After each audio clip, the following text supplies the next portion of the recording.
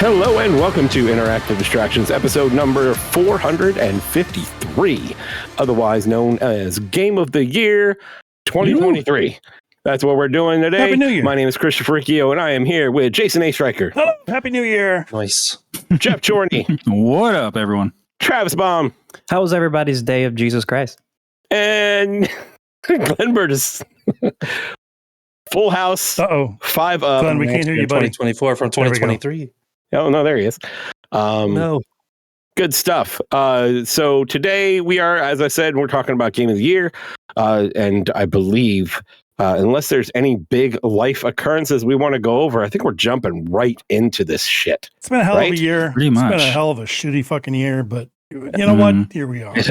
We had some games good. We had some good games to go. Yeah. So we're going to talk about some of those. And the way we're going to do this is like all 5 of us have our own personal top 10 lists. And we're going to go through those one at a time. And we're going to assign a point value to them. And at the end, based on the top 5s of all 5 of us, we'll have a pretty good list of pretty good top 5 list for Indus. Highly scientific. Highly scientific. Clinical There's tons of definitive. math involved. It's really difficult. Calculus, all kinds of stuff. Nobody can argue with this. No. All the other Game of the Year is bullshit. It's all about this right here. Mm-hmm. But I personally feel like I would like to reach out to Mr. Glenn Burgess because he's not on the show as much and let him start. So, Okay. Glenn, why don't you give us your number 10? I'll give you my number 10, but I'm gonna preface this. So this list I had to reach a little, and there's a couple games I played that I discovered and or beat in 2023 that are not from 2023 that made this list. So consider these more like honorable mentions. You did a backlog? I did a backlog. There you go. No one does that. No one does that. My name is Glenn Burgess, and I did a backlog. And for listeners, a little context and everything like that. So Glenn had a baby. Well, Yeah. he didn't. Glenn He had a baby physically as- didn't as have a a boy. He physically Quick. did not have a baby. His A Danny DeVito situation. Yep. exactly. Yeah, for sure. But he is. So he's a new dad for the second time. So he had a very busy year. So the fact that he has 10 games on his list, period, is shocking. So good on him for that. I appreciate it. So number 10 for me was What Remains of Edith Finch. Oh, shit. Ooh, very good. And very good. That was probably That was off just a a- recommendation, right? I It played was. that this year too. it was nice. such a quick burn, and Mhm. it's just one of those like narrative story experience games. There's not much game to it. There's not a skill gap or skill barrier to it or Mhm. anything like that. You just experience what the author wanted you to see. Yeah. And it's just gut punch after gut punch after gut punch, man. It, like you leave that Mhm. game and you Yeah. think about it. for a week After you Gone played it. after Gone Home released, and that kind of game kind of like took the hearts of people. We saw for about 5 years just a gauntlet of slow walking narrative titles. Firewatch was another one like that too. Firewatch was a great one. It was really good. But yeah, so that one hits my number 10. It was, I still think back about it, and there's a few moments in there that I'm like, especially as a new dad, like some of the stuff that you're for sure. experiencing I from think- the children's point of view, I'm like, Yeah. I can't even watch this. I think you played that just after I played that this year as well, because I think we were actually kind of talking Mhm. in a chat, and I was like, yeah, like that ending hit really hard for me, and I can't even imagine what it would do to you. Oh yeah. So yeah, It was rough, man. So yeah, number 10. There you go. cool. All right. I'm going to be straight up honest. I have never heard of that. So you guys will have to educate Oh, me. it's good. I think it's on Yeah. PS Plus. I think. Yeah? It's on Steam Yeah. too. You Yeah. can. I think I played it on cheap, PS yeah. Plus. Yeah, What type of game is it? It's like a walking sim, it's like a walking narrative Yeah. simulator. Yeah, Like, but it's really good. It's really story driven. yeah. Okay, cool. Yeah, I'll check it out. Keeps you engaged. All right, I'm going to go counterclockwise. So we're going to go to Travis. Hey, number 10, Star Wars Jedi Survivor. Oh, what? Yeah. No. There were quite a few. Look, for the fact that this is number 10 on the list is says a lot about the year of gaming that we had. There were a lot of open world action adventure games on this list as well, and just of the ones that I played, this one stuck with me the least a little bit, just because of all of the IPs that are out there. I'm huge fans of those IPs too, and these games are on my list, and I'll touch on them sooner. But I mean, it's the perfect Star Wars game. It's the best Star Wars game I ever played, and it's the story set up perfectly for like a really, really interesting tale of, you know, what this group of characters is going to do, and they set it up to where like it doesn't interfere with the original trilogy, and I think it was a brilliant way to do that. It's just, for all intents and purposes, just the best Star Wars game out there, and one of the better games of the year, especially in the open world, in a genre where like it's kind of hard to find new ideas. And I think they didn't find new ideas, but I think they at least kept the gameplay pretty interesting, the locations interesting, great story. So number 10 in a very, very busy list. I'm sorry, Jedi Survivor also has the best boss fight of 2023. Let's be honest about this, okay? It's a pretty good door fight. technician. Nothing beats that. The door technician. Nothing beats that. Dude, that was the best. For a Soulsborne game, that is the hardest boss that there's ever been one of those. Right. I honestly look at that, and I think about how much fun they must have had just putting that in there. You know. Should we preface? Are we going into some spoilers for some of these, like minor spoilers, or no? Are we staying spoiler free? I think we're going to stay spoiler free for the most part. For the most part, we should, yeah. But door technician, it's like that. It'll, yeah. But I feel like I would have liked to have been in the room when they made the decision to put him in there, because like it straight up has like the health bar, and like all I did is I did force pull and pulled him in and stabbed him. He went down. I was like, and this was like the area before it is this pretty difficult area. I came in with like almost no health, and I saw that boss bar come up. I'm like, oh fuck. I thought I was dead, and then he pops out, and I just went zzz, and stabbed him. He fell to the ground, said boss defeated and everything. I was like, the fuck is this? I love how we just said no spoilers. No spoilers. He turns around and spoils the entire fight. Man, they had the entire year to play this. It doesn't mean anything in the story. It's just like a fun addition that the developer That's why I said minor spoilers. That's that's super minor. That makes that fight though. That's why. And that's the thing. It's like, for me, it was I stopped and I paused the game after it, and I'm like, wow, the developers just really had fun putting this game together. Yeah, and that's what it felt like to me. So it's a great moment. It's definitely one of the more laugh out loud moments in gaming, which we don't get too many of those. But I feel like we absolutely need more of those. We need more boss fights like that. It would be nice to have like a Dark Souls where you walk up and it's just like a skeleton and he just goes down. Oh, there is. It's the last boss in Demon Souls. Yeah. That's right. The last boss of Demon Souls. The last boss of Demon Souls. Yeah. But yeah, I'm in agreement. Like I think it was a great sequel to an already great game. To an already great game, and an already great game that actually had a lot of stuff pulled from it to be added to live action series. So they did a really good job with it. It was a lot of fun, and highly suggested to any Star Wars fan overall. And that's why it's on my list.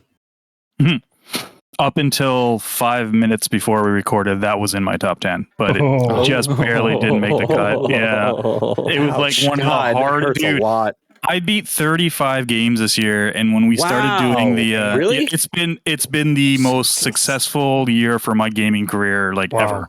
Like I couldn't believe how many I've beaten. I was like, holy shit, that's impressive. Yeah, and there's probably another 8 that I am like towards the end of, like Tears of the Kingdom I never beat, but I'm like right there. Oh man. But yeah, that was on there, and that was one of the hardest ones to cut. And man, it's the next the 7 to 10 in my spot were like the hardest because they're interchangeable with my 11 to 13 that I have as my honorable mention, Star Wars being my first honorable mention. But my number 10 is Starfield. I liked it. I not a big Bethesda person. I think that's why I didn't mind a lot of the gripes other people had that really liked Skyrim and Fallout. I don't like doing random exploration much at all. Mm-hmm. So once I started a faction quest, I was hooked till the end of that faction line, until the very end of the game. And then the factions were really good in Starfield. I'll give it that. Look, it got bumped. Actually, Jedi Survivor bumped Starfield from my list. From yours? I mean, it was actually kind of a hard one. Like there was a lot about Starfield I liked, but there was also a lot that I was disappointed with. And it still made my list up until the very, very end. The very big, late. Because I just thought about the gripes. I thought about what of the game that's on the list now, what has something that I just can't stand? And Starfield was the only game on a list that had a couple of things that I can't stand. So I had to up it because I had to put it on mine just because, again, I was not bored at all playing this, not for a second. Like I'm well aware of the problems, but I enjoyed it. I think they nailed it, to be honest with you. Like, I love everything that's on paper with Starfield. Like, I think it's their best story by far. It's really, really good. I thought the ending was great, and what this game does for New Game Plus is really, really interesting. And we're seeing other companies kind of follow suit with that already. It's just that there were too many holes, and it felt like I was playing. Obviously, it looks better, but like just control wise, it feels like a game that been playing on Xbox 360, and it kind of has. Like, it doesn't feel any different than anything we played generations ago. No. And I haven't gotten far enough into Starfield to have put it on the list. Yeah. So it's like it's on the tail end of, like, these are the games that I wish I would have been able to play more. Yeah. But I mentioned it in the last show. It's like I really miss VATS. Like, I feel like I'm playing Fallout, but I miss VATS while I'm playing it. So I'm certainly going to go back to it. It's just that I picked up Armored Core, and that's a thing now. So once I found that Batcave type area, and I became like Space Batman for the first bit, I was like, this is so awesome. That was it. Yeah. This is so good, Chris. When you find a note when you kill someone and you find a note saying go out to this outpost, do it. Follow that quest. Yeah. Follow that quest. All right. Gotcha. There's a lot. I know you're down on Starfield, Chris. No, I'm not down on it at all. Well, it's just initially it sounded like I don't have. It's not that I'm down on it. It's just I'm looking for what's going to grab me, and it hasn't. It's not there yet. I haven't found it yet. So I need something to grab me. I think Space Batman sounds pretty fucking cool, so that might be it. Cool. Yeah, the game. I remember in our initial impressions, Geoff and I were talking about the game a lot, and I think that I was having issues in like the first 10 hours of the game. I was like, I'm having some. Yeah, I was having some struggles with that game. Yeah. But it evens out really, really well. Okay. Yeah, I didn't put any time into it this week. I've been kind of in a funk. So, but we did say this on the show, Chris, but and both Travis and I agreed. Play the story mission until you get your first power, and then go and do whatever the hell you want to. Then do the whole that's thing. Because once you get your first power, it really shows what the game's trying to do, and then it kind of adds a little bit of a carrot of a stick type thing. Yeah, right now I'm in that first big city you get to, and I've just been walking around everybody, and yeah. Yep, makes sense. That's my number 10. Jason. All right, Jason. My turn. Wild Hearts. Kind of grabbed me by surprise. Yeah, I'm a big Monster Hunter guy. This is very much a Monster Hunter game. It is. And it's super hard to replicate the feelings that I get from playing Monster Hunter. There's been other games that have tried, and they've not grabbed me, like Soul Sacrifice. And this is the first one that's actually like tried to do something a little bit different, and still like encompass some of those feelings. So, Wild Hearts was loved it. Was fun because a few of us got together and started playing this regularly. The first game that got all three of us to play the same game again in a long time. It's been a while, but those were fun sessions, man. This is good stuff. If there was a category for best moment of the year, I would have given points to us, okay, throw it down, and we all throw down the hammer thing. Oh, the hammers. Oh, All yeah. three of us would like run up to the monster to throw down the hammer, and it just like boing, boing, boing. I think we have several Yeah. pictures of that. Like I know that And I recordings. took a video of That was that, so much fun. and Geoff took a video of that. Yeah, it was good. Oh, stuff. we should go back to that. I still have that character in that exact spot we left off to, probably. That Hey, game Glenn. rules. Yeah. Glenn, while they It's go back fun. to that game, do you just want to play something else, just me and you, since they're going to be doing their thing? Yeah, man. Yeah, this is Okay. Party's not big enough. I'm sorry. enjoy, guys. We'll get you there. Yeah, Cool. we'll have fun. Yeah, Have fun. we'll do our thing. No big deal. What game haven't they played? We can have our own. Yeah. All right, Chris, I think you're up. I am, and my mouse decided to stop working, so I'm trying Awesome. to figure out what I'm doing here. Make something up. Let's Windows see. 11 is game number 9.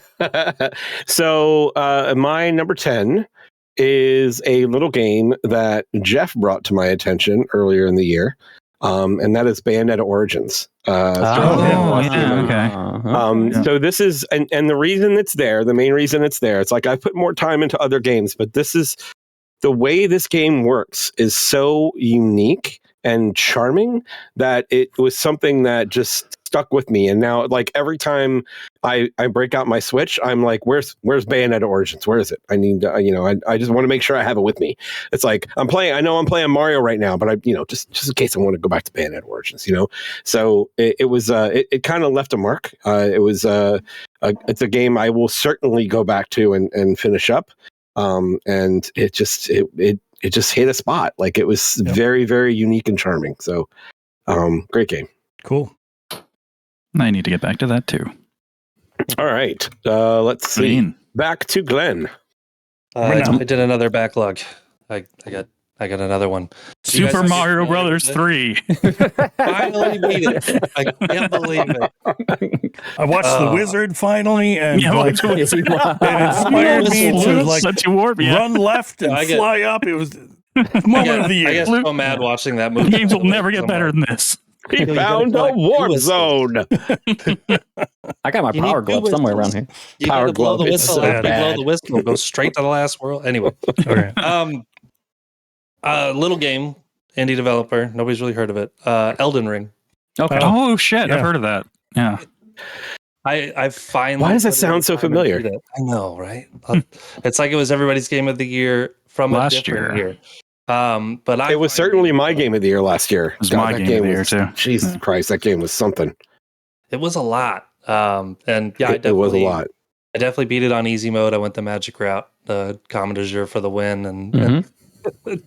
take out anybody who's in your way. There's still, certain strategy to it, but it was a good time finally getting to the end. I've never been more frustrated and more elated than when the fire giant finally dropped and freed. Oh, my God. I had That's so much trouble with it. Hot, That's a same tough here. boss. That was probably the Oh, hardest boss for me, I think. I feel like after that there were no more just straight up roadblocks for Yeah. my build. But And now it was good. And now you're ready for Shadow of the Erdtree when that releases in 2027. And If it releases. So Glenn will play it in 2029. Game of the year 2030 will be. And he has so 8 yeah. kids. Yeah. Whoa. Let's ease off a little bit. Strike that from the record. Nice. All All right. right. Travis. All right, number 9. We're going all the way back to January, boys. Hogwarts Legacy. Wow. Hogwarts. I was This wondering if this game- would make it. On This game anybody's. had no business being as good as it was, man. I remember right. for years when this game got announced and they trickled in like a whole bunch of info, like just like a little bit of like behind the scenes and some videos and images and stuff like that. And I was like, okay, this looks cool. This looks fun. But like, no one's ever really nailed Harry Potter yet. And it's just one of those, it's one of those, you just haven't seen it work yet. And this developer, which, they took 5 years to develop this game. It's a long time. And amidst a whole bunch of J.K. Rowling shit on top of that, like they fought through so much stuff, and to turn around and actually put out a game that completely immerses you into a fantastical world like Harry Potter that not very many developers can do with their games. I mean, the eye for detail in this game, I mean, it looks one for one from what you would expect, imagining it, reading it in a book or watching it in a movie. It looks so good, the way Hogwarts operates, and then the whole areas around there. Like, they could have made a game that took place just on the grounds of Hogwarts, but they added Hogsmeade, outside areas, and the game just felt grand. It felt bigger. The story's really good. Constant decision making with your different classmates, and there's just so many good stories. There's one story in particular, especially, and if you guys haven't played it yet and you do play, definitely play as a Slytherin. I think it kind of makes the story very similar to Dragon Age, where if you play as a mage, because the mages are super persecuted, like, the game feels different when you play Dragon Age as a mage because of what the mages are going through. Playing this as a Slytherin helps with that. It kind of, like, there's some really interesting dialogue choices that I think if you're in Hufflepuff, I don't think the weight of the decision is very strong. So awesome game, great combat. It just bleeds everything we love about the Harry Potter series, aside from its author. And it's phenomenal, which, Chris, like, again, I know Crystal is a huge Harry Potter fan. She studies that stuff. Once upon a time. Yeah, it was.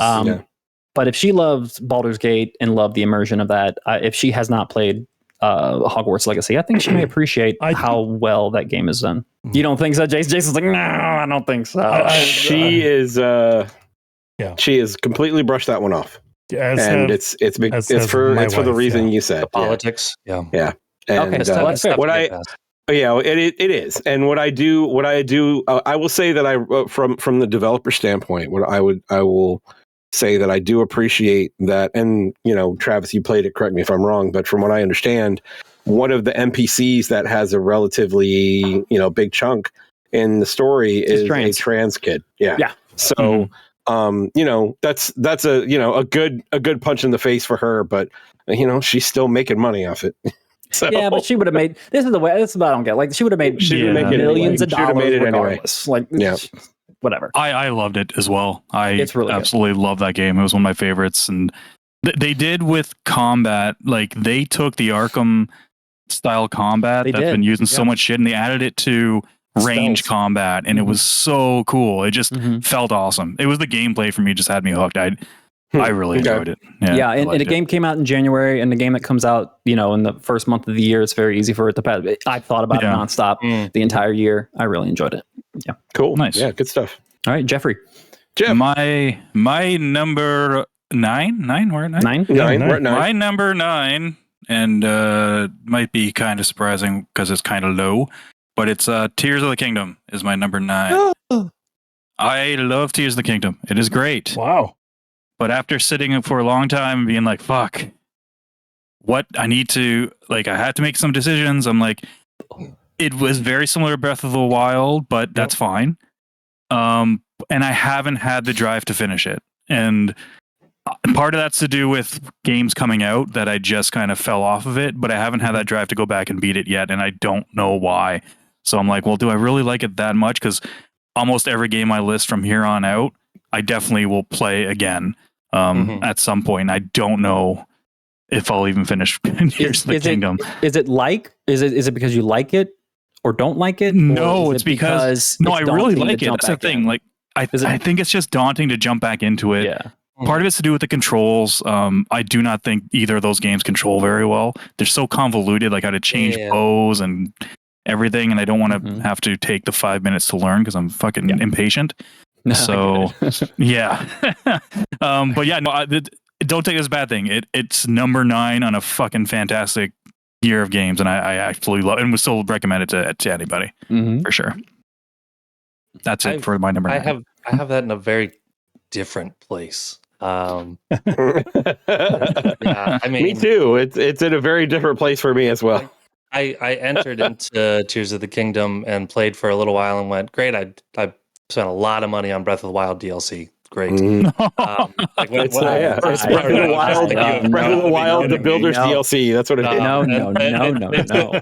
Oh, I agree. But it took me like an hour. Like, the first time I jumped from the Great Sky Island, I was like, this is really pretty. And then I'm back down again on the ground, and it's the exact same Hyrule and all the same stuff in the same places. Basically, I'm like, well, Yeah, but not really. okay, yeah. Once you play, the and whole once you underground. once you start to gain the appreciation of the changes, like there was a lot of detail to wherever there was a shrine. There's now a lot of what was it? It's not the blight. What the hell do they call it now? The darkness that takes your hearts away, Like the blood moon thing or whatever. Yeah, what the hell do they call that stuff? I don't know. I remember. I don't Because remember. I can't. Sorry, go ahead. I got to make sure I They put that remember. in place, or they put like a chasm in place to travel down to the underground areas, like where all the shrines were, or all of the different tech was that's now missing completely from the world. You should try to answer those questions. Like they put a lot of time into that, and they put a lot of time into the build mechanics and a few other things. A lot of the same janky stuff, like you said, Geoff. I mean, I would rather platform in any other game for the rest of my life than ever be stuck platforming in either Breath of the Wild or Tears of the Kingdom. But still, it really hooked me really, really good. Mm. I am going to sound hypocritical later down the list too, but I'll give reasonings to later. But yeah, Travis, you also brought me into putting this a much higher because I wasn't bothering with the collecting those dragon tears yet. Mm-hmm. And that made such a huge difference. So, like, your experience was the opposite of mine, beat, wasn't it? Yeah. Yes. Yeah. I watched all of the Link ones first, and I'm like, this is literally the same thing on repeat with just a different. And then I took an arrow to the knee. Like it was the exact same thing over and over. And then you do the Zelda half where you're going through and collecting those memories and seeing from her perspective. I was like, oh, this is like an anime saga. I would watch this as a movie. The way it's presented. I hit the climax of that storyline, and I went straight to our Discord, and I was like, "Holy shit! Holy shit! Holy shit! Holy shit!" Got me to do it right away. I've never seen anything like this in a Zelda game, and they nailed it. Even though I think that they pussied out at the end. And I think that is optional too, right? Like that whole thing is optional except for the last one. Totally, yeah. It's totally optional. Yeah. And it's good. And I agree, Travis. They should have stuck with it. They should have stuck with it, man. They should. I could final say moment something. is so epic on the way through because while you're going, there's transition points where the music comes in and you get the different. Beautiful. Are you talking about towards the end of the game that I might not have hit yet? The very end of the game. So it's my favorite boss fight in any.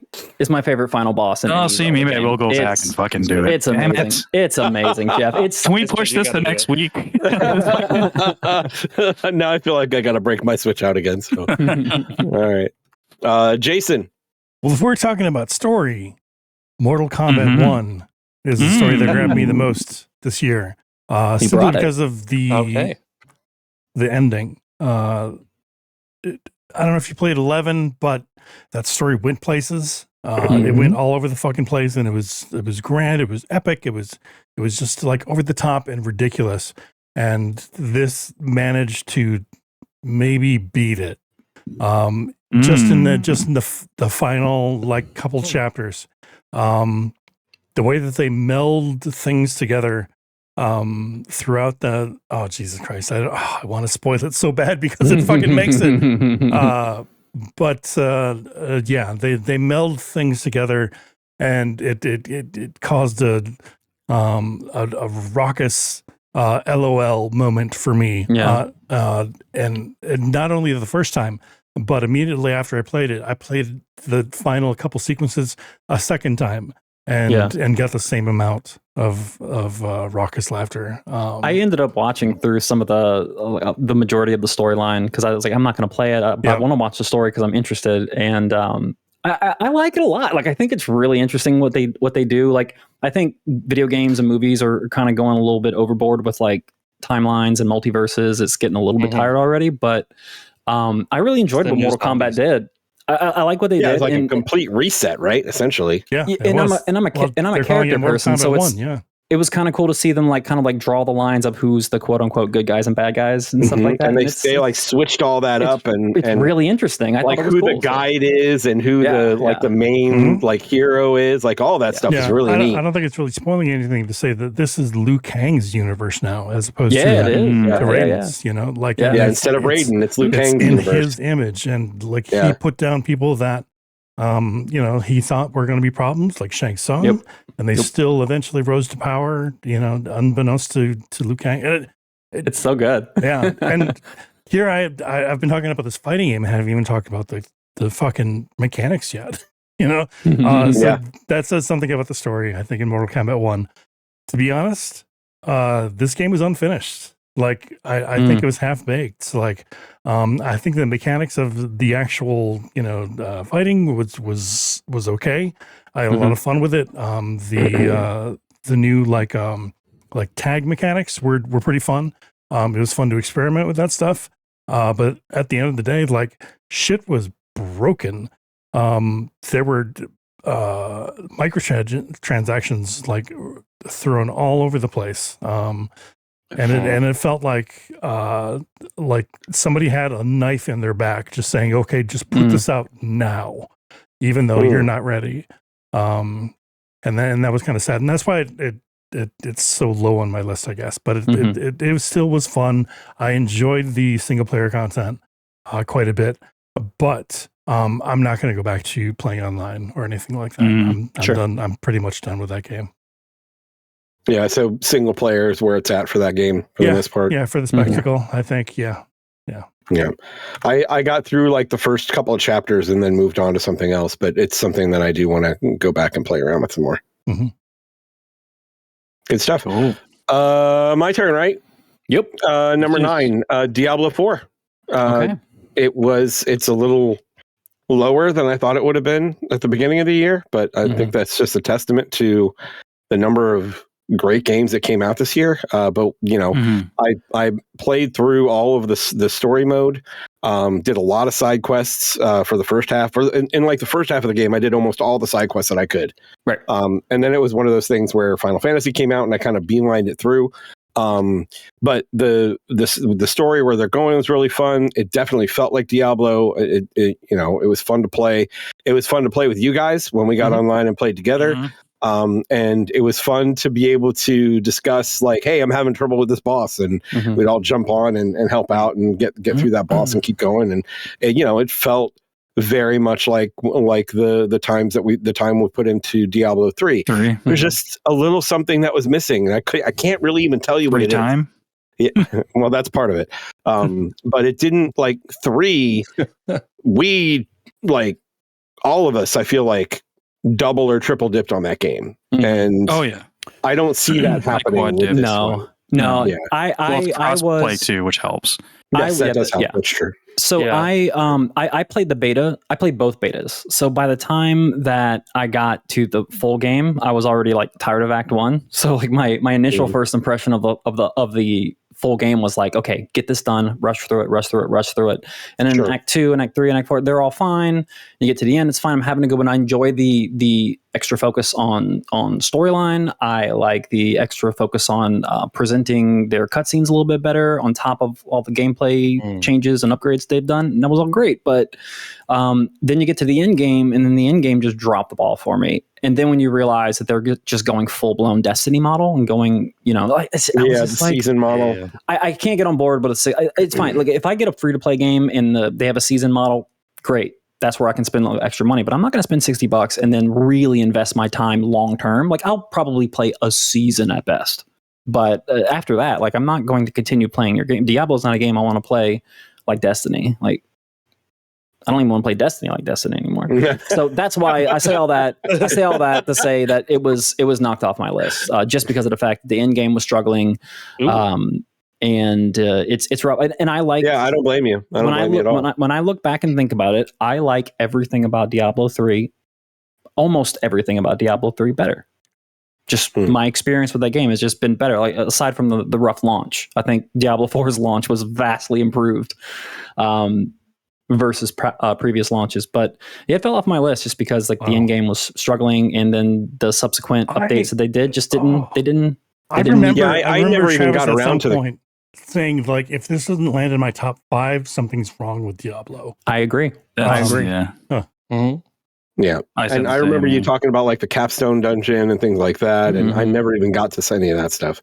Yeah. So I finished up Well, the story. I did, and there's not much. Like, there's Well, not you much to almost it. you almost got to level 100, right? I Were did. you? I max level. You and everything. did? Yeah, Okay, yeah, okay. Yeah. Mhm. Yeah, I think by the time I was done, I was like in the 60s somewhere. I think, Mhm. maybe And they're not. I don't remember. and they're almost forcing you into seasons, and I have no interest in starting over characters every 3 months. Like I don't want to start over. I want my character, and I just want to build off my character. I think what really one of the things that really was a shot in my desire to continue to the end game was I heard someone say, "Oh yeah, when you get to level 85, you're halfway there." Oh, And I was like, "What?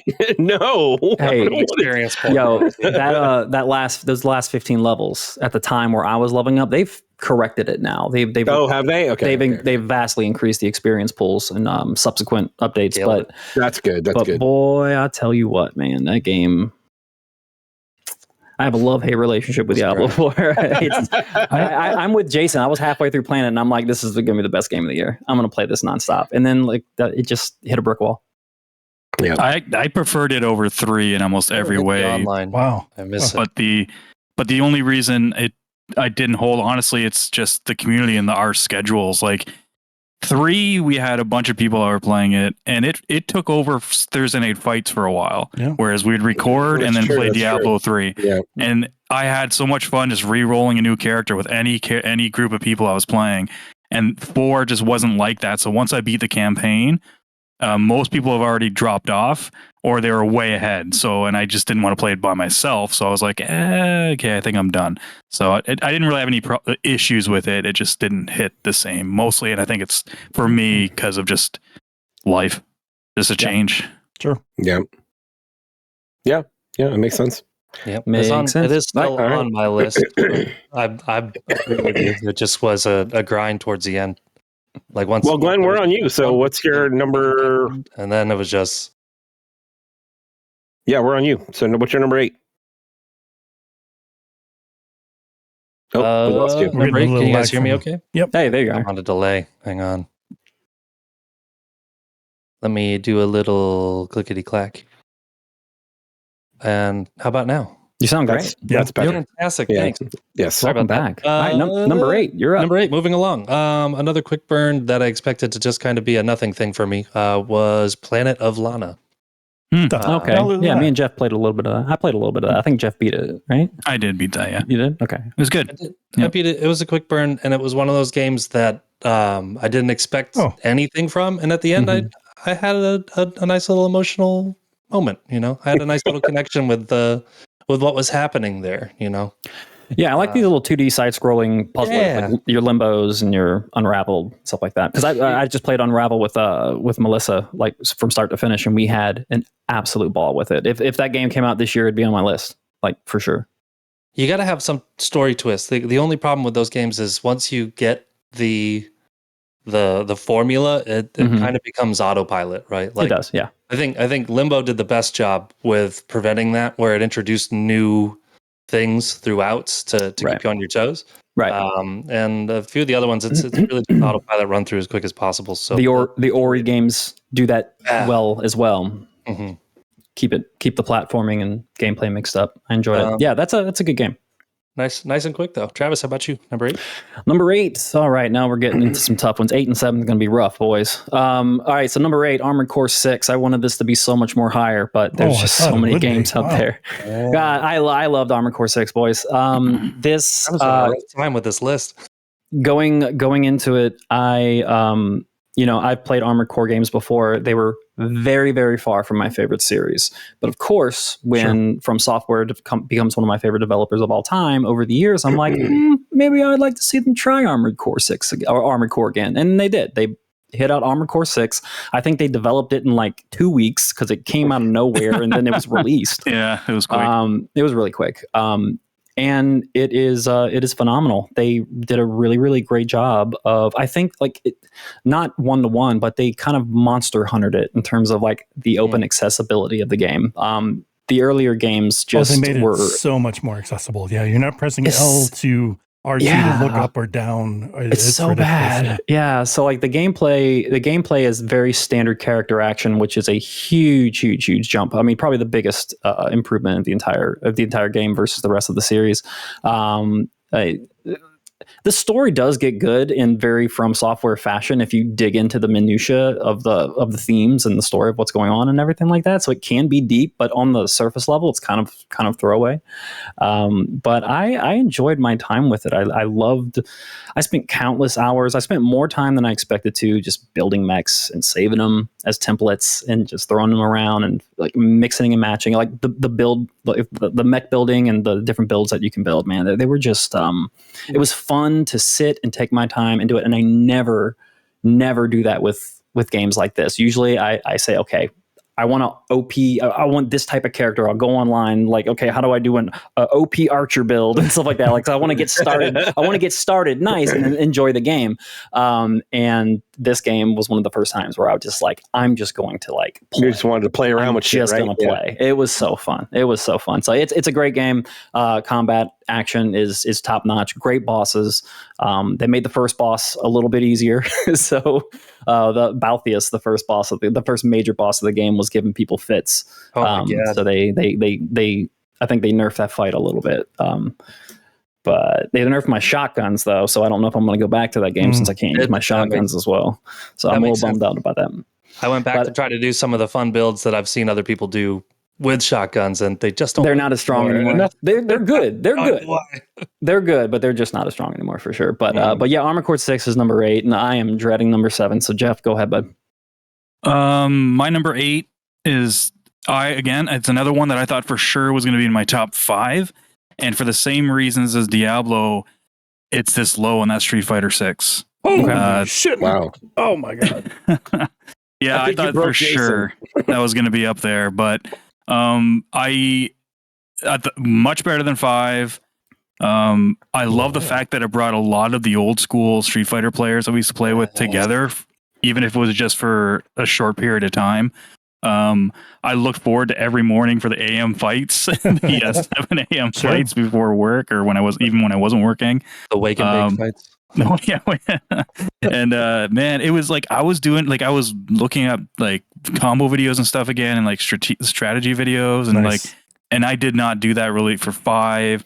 I played online a bunch, which I honestly, and when I say online, I mean rank matches. I don't think I played 5 rank matches at all, or if it was just very little.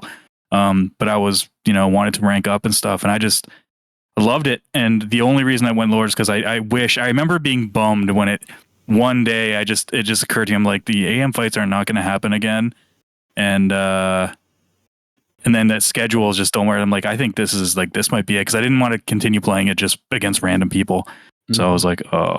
But at the same time, you probably put in hundreds of hours, though. Oh, God, yeah. It's one of my most played games this year. I think it was my number 1 in terms of hours. It might be number 1. That's why I'm so shocked. Wow. It's so low on your list. Like, I don't think time and where it is on my list are mutually exclusive. It's close. It's close.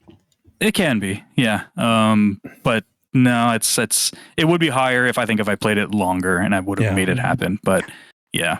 Yeah, I'm not going to argue with your placement or anything like that. It's much higher in my list, but I dropped off the same as you. When it got to a point where I was just like, I don't know that I'm really enjoying the meta of this game. I don't know that I never found a character that I really liked in that game. I played Kimberly a lot, but I wasn't in love with her.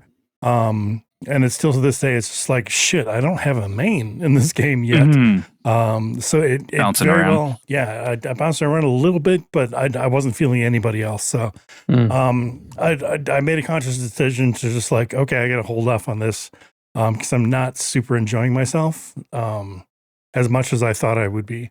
But at the same time, like, I've really enjoyed myself, those first few weeks. So I got to take that into consideration. So it felt so good just to play again with everyone online. And what a fucking one of those first days. What a fucking re-steering of the fucking train wreck that was 5. How badly they botched that for whatever reason, and it kept getting worse and worse. And the correcting of the steering, brought them back on 6. Really impressive. They brought like their fucking A team, in sound, in fucking art, in fucking development. Art is real good. They really brought it back. So yeah, kudos to them. Street Fighter 6 is real good. Really fucking good. Real good. Real fucking I've been good. afraid to sign in again just because I don't want to plug in my Brook Wingman and have it Blow up your shit. Oh, update your Brook Wingman. It should work now. Oh, firmware update fixes it? Yep. Yes. Thank you. Pro tip. There you go.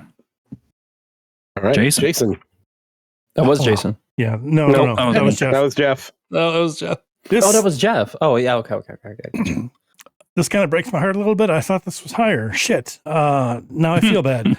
Hi-Fi Rush, which came out of absolutely nowhere. Literally. Yeah. Literally. Just fucking, it just shadow dropped, and like, here it is on Game Pass. Go fucking play it now. And once you do, you're gonna love it.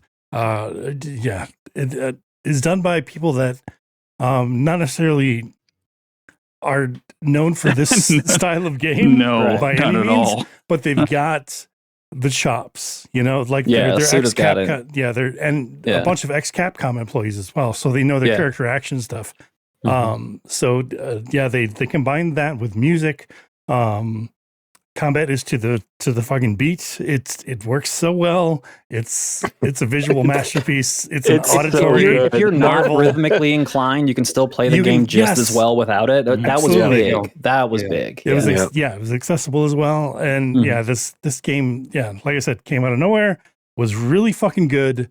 It just fucking brought a smile to my face. That game. It like laugh out loud moments, like super charming characters that you fall in love with.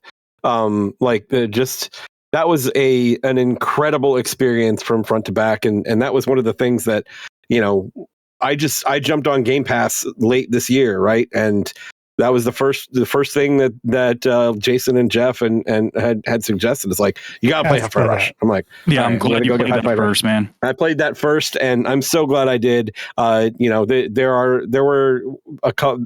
I won't say I don't have any issues with the game. The only nitpick that I had was that there are some pacing issues early on, but it's so easy to get past those. I think we talked about this on the. I think I may have mentioned this on the show a few weeks ago, but I know that Geoff, you had mentioned that, and this goes back to what Travis is saying. If you're not, if you're not musically inclined or whatever, you can still play it. They're still accessible. And like Geoff, you said that you played it just like a regular character action game. You weren't even worried about after a certain point. Yeah, sure. But then you kind of get the hang of it anyway, and then you start doing it. It's just, and you really can't help but get the hang of it. And like when I played it, I would always play it, and I've got ADHD like crazy anyway, so I'm always tapping my foot anyway. But so my foot's always tapping to the beat anyway. So I just started making sure that my every button press that I was doing was landing on the beat. Nice. And by the time I got like halfway through the game, everything I did was on the beat, and I was getting A's on like the beat on every stage. It was nice. And it was so it just naturally happened. So it's like, it's not even something you want to worry about. Go in, have fun playing the game, recognize that the beat is there, and you're gonna flow into it anyway. It's really good. It's really good. I always knew you had some music in you. Yeah. I just hope they do a sequel. I want them to do more with those characters. This should have been higher for me. I'm so sorry. God damn it. My list sucks. Oh no. Dude, I'm pretty sure all of us could redo our list tomorrow and they'll be slightly different. Yep. God damn it. Yep. I agree. It's me. It's me. What is my 8? My 8 is Wild Hearts. So we chatted about that. Yep. And it was one of those things that I was kind of focused on back and forth, like what's first, Diablo or Wild Hearts? What's lower? And honestly, it went back to what we just talked about a minute ago with like the multiplayer. The amount of fun that we had playing this game multiplayer was surprising, top notch. It was surprising. And it was just a great experience. Really, really well done. So that one definitely deserves to be here. Very cool. All right, back to Glenn. Ian. All right, number 7. I literally just changed one of my orders just now. Damn it. That's not fair. It's like I can't have a Jason list. God. It's not locked in. It's not locked in until you say it, man. So Yeah, exactly. Change it up all you want. Until right. it drops. So this one goes to a DLC, and I've got to give a pat on the back to Cyberpunk. Yeah. Mhm. It got knocked off my list, man. I know. But like, because I was even the one who asked, like, are we doing DLCs? Because there's a couple of really good ones, and both DLCs ended up getting kicked. But like, you're right, man. Cyberpunk Phantom Liberty is special. It's Like, good It's good. for a lot of reasons. I mean, I haven't beat it yet. I still have to Yeah. finish. I'll say that. If this game released in the state it's in now, if it released day God. one in this state, it would have been one of the greatest game releases of all time. God, Not even close. That's what I was hoping for. Yeah. This game is so- anticipating that game. It's so good now, but it sucks that we had to wait so long. And it's getting its flowers, and the content on paper, like wholesale, is great. But I am so mad that like I want to vote this higher. I want to rank this higher. It deserves to be higher. But at the But- same time, like that's how The Witcher was. Like this has been their MO. Like Yeah, been it kind of is. for a couple of It kind of games. is. To be Like- fair, 2 Witcher games. This Yeah, has to be been fair. 2 Witcher Yeah. games. To be fair. I think to what you're saying, you're right. It should have launched this way. But I think that what they've done is more difficult. To take a game that released in almost an unplayable state for a lot of people, depending on what Mhm, where flavor you're of bug playing you it. got, and then turn it around to an incredibly celebrated game by the community. Like it's like a okay boomer meme. If you go, oh, Cyberpunk sucks and it's too buggy, everybody's like, no. Yeah. What are you talking about? That's old school. Now everything's perfect. You need to get back there, and everybody kind of universally agrees. Yeah, Cyberpunk is a good game now. And even before they did a lot of rebalances and things, but now with this DLC they've rebalanced it even further. It completely changes the gameplay. Oh, they revamped a Setting up lot your of shit. characters and everything. And then just for the hell of it, they said, we're going to release a patch and we're still going to give you that working metro system because why not? We told you we'd do it. Yeah. And here it is. It was nice. That was nice. Yeah, nice little cherry on top. And then the content itself for Phantom Liberty, I think, was just hands down the best story content in the entire game. Like it's a really, really good story. Like they wanted to make a spy thriller, and you feel like you're in a thriller. It's really, really good. I think the characters are great. They give you some of the hardest decisions throughout the entire game. Period. And I love where my game ended up. I thought it was great. And the best part about it was once you finish Phantom Liberty, it gave you a brand new ultimate ending to the original game. Oh, nice. And that ending is amazing. All right, It's I gotta go. amazing. See, I feel like if I'm going to go back to Cyberpunk, like I feel like I want to start the game. Start it over, Chris. Start it over. And because I ending- beat Cyberpunk, so let's make sure that that's clear. Like I went through Cyberpunk and I fucking loved it. I was very unhappy with my ending, Right. But it was one of those things where I ended up just pushing through to the end. I got about halfway through, pushed through to the end, missed a lot of subquests, and ended up getting a not great ending. And my thought process was at the time, it was still early in the life of the game. And I was like, well, I know they're going to patch a bunch of stuff, so I'm going to come back to it and I'll do all the side quests again, and then I'll redo the ending and we'll see what happens. But now with Phantom Liberty, it's like, I feel like I just need a restart.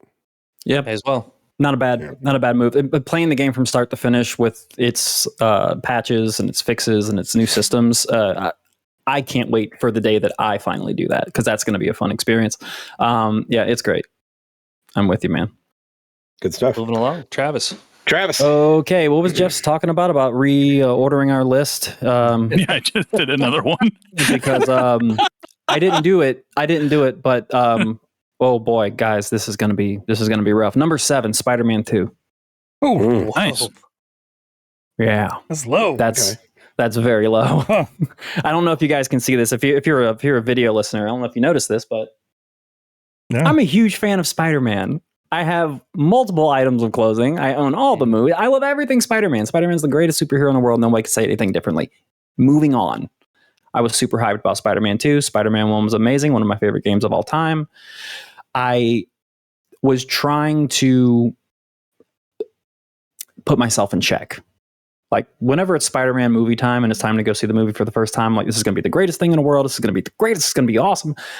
I didn't want to approach this game because I was like, okay, it's on the same system. Like they're using the same engine. It hasn't been that far since the last game.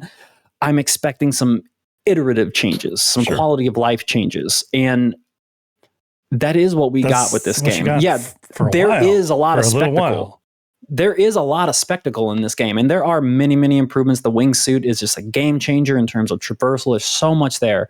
But I love the game, but it came and went for me. Mm-hmm. I expected just an iteration, an iterative sequel, and it's what I got. But it was so on the nose for me.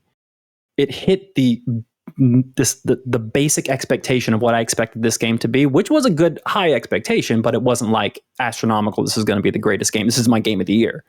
I just had a feeling that it wasn't going to blow me away, and it didn't. As good as the game is, as solid as it is, as much as I can't wait to play more and more DLC, it just, I mean, I've like 30 some odd games that I beat. I mean, I figured number 7 on the list isn't bad, but for a Spider-Man fan who Spider-Man cannot do any wrong in my eyes, it just kind of came and went for me, unfortunately. It hit a little bit higher for me. I definitely got that iterative, like, kind of sameness in the first like third of the game. It's very similar to Tears of the Kingdom that way. But I think once you got your Venom suit, and especially once you got to control Venom, like it was great. That's kind of a spoiler. Like that was the turning point for me. So it's fucking badass. They did my boy fucking great. Oh, they did it right. They did it right. They did Venom it right. Venom was almost fucking perfect. great. But yeah, I felt like a different character almost playing like Spider-Man in the Venom suit. As much as I hated Peter's voice, this gravelly fucking emo shit. The emo voice, yeah. The emo Pete is always rough. And when I saw them do that in this, I'm like, oh, are they really doing it? Are they really doing emo Pete? They did. Oh. But I still totally got into it, and I'll be honest, he was less annoying than Pete from Spider-Man. For sure. Like fucking evil Tobey Maguire was awful. Yeah. Oh, that was like definitely way that Please go scene. away. Oh, it's amazing. Oh my god. It's amazing because you get to go back and make fun of it. Spider-Man 3 has a special place in my heart. I know the quality of it, but it is a special movie for me. Good. So yeah, number 7, sadly, Spider-Man 2. Yeah, it definitely hit higher for me as well, and I'm sure we'll talk about it again, but because from here on out, everything else blew me away. From here on out, 6 on, everything else blew me away. Yeah, good stuff. Jeff, my number 7 is a game I didn't think we'd ever see the light of day of, and that's Alan Wake 2. How about it? Yeah, I fucking loved it. They did it, and unfortunately, by the sounds of things, it didn't perform that well either. Yeah. But that's sad. Hopefully, I mean, Sam Lake, this is what he wanted to do for so long. I mean, he did that video a while back saying that he wants to do Alan Wake 2, but unfortunately, they'll probably never be able to do it. That was like 10 years ago or something. A long time ago. Yeah. Yeah. And then he got his dream come true. And the control DLC happened first, and that's when we knew, okay, something's running. Yeah. Something's brewing up. But I really like this game, man. I like the changes it made from the first one, how it wasn't just straight up action shooter type thing with a little bit of like intriguing, like fucking Twin Peaks type vibes. Right. Yeah. I like all the characters involved, and it has one of my favorite moments in video game history in it. And so good. Yeah, it's so great. And I really liked it. Again, like kind of like what you said, like everything else from here on up on my list is stuff that just for some reason or another I couldn't put any lower. And it just happens to be that Alan Wake is the one that fell this far, but fucking great game. So good. I really loved Alan Wake. You know what I think is interesting about what we're doing here? We're talking about our top 10 games of 2023. They're shit when they're in the bottom ones, and they're like, it's like when they're in the bottom 5, they're shit games. It sounds like people are listening to like, and that's really the thing. It's like all this shit is nitpick at this point. And it's almost everything could win Game of the Year any other year. Yeah, absolutely.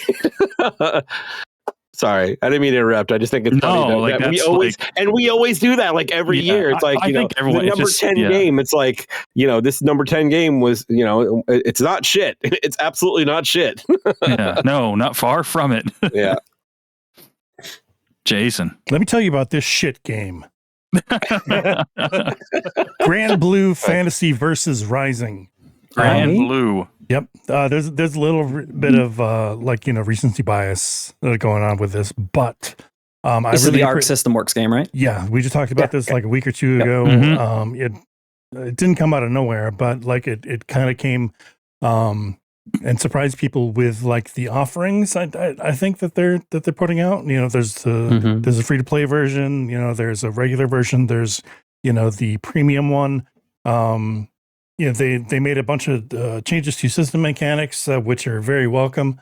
They added a lot of depth to the game, which is which was very needed, I think. But the game is super fun to play, and it's really fun to watch. It's gorgeous, and yeah, it hit me on a soft spot, and yeah, I like it a lot better than playing Mortal Kombat. I'll say that, and that's why it's at 7 on my list. Nice. All right. Lucky number 7. Yep.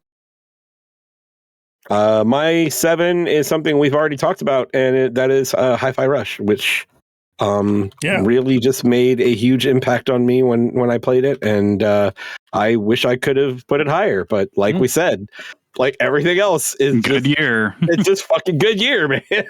So, yeah, we'll keep going. Glenn. 6. Can you hear me?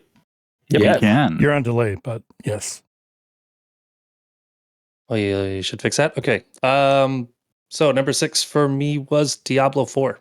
I did make it all the way through the game, but the end was just, it felt like a grind. I felt like I have contributed this many hours. I must finish the game now. And after I finished it, I was done. I remember I reached out to Geoff several times, said, "Hey, I want to jump on online sometime. I know that schedules haven't meshed up. Like, let me know when you're around." Yeah. And then just never did it because I'm done now. But while I was playing it, there were a lot of really epic. I'm still waiting for Diablo 2 with you. Yeah, still waiting for that day to happen. Well, I remember that Glenn, you jumped through some hoops to get that thing up and running on your Steam Deck. I played through the whole thing, start to finish, on the Steam Deck, and it was flawless. That machine's pretty good. It really is. That little machine's pretty good. Common thread across most of the games on my list. Good stuff. Let's see. Travis. Number 6. All right. Resident Evil 4 Remake. Going back to the first quarter of the year. Can't believe that was so long ago. They announced this game. It doesn't even feel like this year, man. To be honest with you. I had to remember that Hogwarts came out in January. I thought it was like December or something. I did the same thing. Yeah, right. with Bayonetta Origins, I was like, was that this year? That was this year. So they announced Resident Evil 4 Remake, and I was already very, very. I had a very positive opinion about Capcom's ability to remake the Resident Evil games, because so far they've been pretty great. Yeah. And oddly affordable too. It's weird. But Resident Evil 4 Remake was announced, and as much as I loved Resident Evil 2 and 3's remakes, especially 2's, I was underwhelmed by the announcement of Resident Evil 4. I appreciate the original Resident Evil 4 because it literally changed games forever. Every game was an older, over-the-shoulder, third-person shooter after Resident Evil. After Resident Evil 4. So I appreciate it. It just, Resident Evil 4 never grabbed me. I'm a 90s baby, so Resident Evil 2 on PlayStation 1 is the GOAT. Yeah, it's the GOAT. And so Resident Evil 4 didn't grab me as much as, the past games of Resident Evil 2 and 3 and stuff like that. So, but the remake came out. Geoff got it. At the same day, Geoff got it and said he loved it. The reviews, I read a review and it was getting like perfect scores. And I'm like, what? How the hell is a remake to a great game, game? Make it that much better. Is that going to be that good? And I jumped into that game. I bought it that day, and I couldn't have been more wrong. It is, they take one of the most genre-defining games in video game history and remade it and made it better, but still keeping the core of what made that game great back then. Yeah. It still feels like one of the better over the shoulder third person shooters on the market right now. For sure. This is really like the third time they've remade it, isn't it? No. They've had a the second time remaster. they've remade it. They've had a remaster and then a remake. Yeah. Okay. Yeah. Because I know this that game is on. What was it originally on? What was it originally? GameCube and then GameCube. PS2. Yeah. Okay, GameCube, PS2, and then they did. Wii. Then they did the Wii with the Wiimote controls, right? And then everybody fucking loved that, right? So then they did the 360 PS3, but that was like HD version. Okay, and then they did this. Is a full-on remake. This is a full-on. It's like a remake. Top to bottom. They totally changed some of the stories. They incorporate it's a new characters. The characters match up with the remake, the 2 and 3 remake counterparts and stuff. So they're really trying to create like a remake universe to kind of have everything work together, and they're doing a great job with it. But 4 just kind of like takes what 2 and 3 did and just blows them out of the water, man. Did you play the DLC? I did not play the Ada DLC. I heard it's great. Totally recommend it. It's great. Yeah, I will. Dude. I will. It sucks. Well, it only sucks when you compare it to like Valhalla now, because Valhalla was free, but it does it's a totally new game. Like I know it was like people thought I was joking when I said it's literally longer than the 3 remake, and it by my counter on my console, it is longer than that by about 2.5 hours. Right. So it's a good 8. I'd say 8 to 9 hours, probably, maybe 8 to 10, depending. But it's totally worth it, man. If you'll like it. Right. Badass.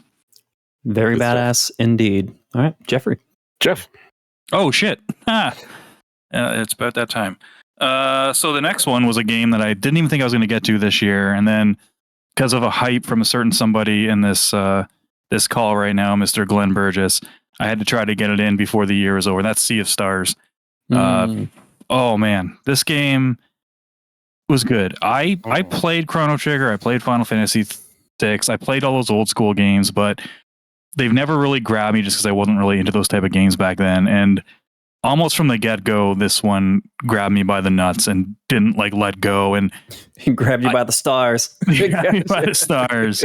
And I was, I was ready to put it down after I got the first ending. But then again, you guys were like, dude, just go for the real ending. You had 3 of us doing it. You had 3 of us doing it. At that time, there was 3 of you guys being like, dude, get the fucking thing. You got to do it. Yeah. And I was like, oh, I don't want to do this. Thunder, he's on his way to the helicopter, and we're all in it, just going, survive. That's right. I'm like, I don't care about these fucking conchas. Go fuck yourself. I don't want to get these. And then I was like, okay. And I found a decent guide that did it really quickly. And I was like, okay, I can do this. And then I'm so glad I did, man. Mm-hmm. That ending, the true ending, is it's really good. It's just so good. It's go ahead, Travis. I liked it. I liked it. Look, it's good. It's good. It's good, but it didn't even. I had it in my collection of games to add to the list to see what fits into the top 10, and I didn't even have it in the top 10. The game is good.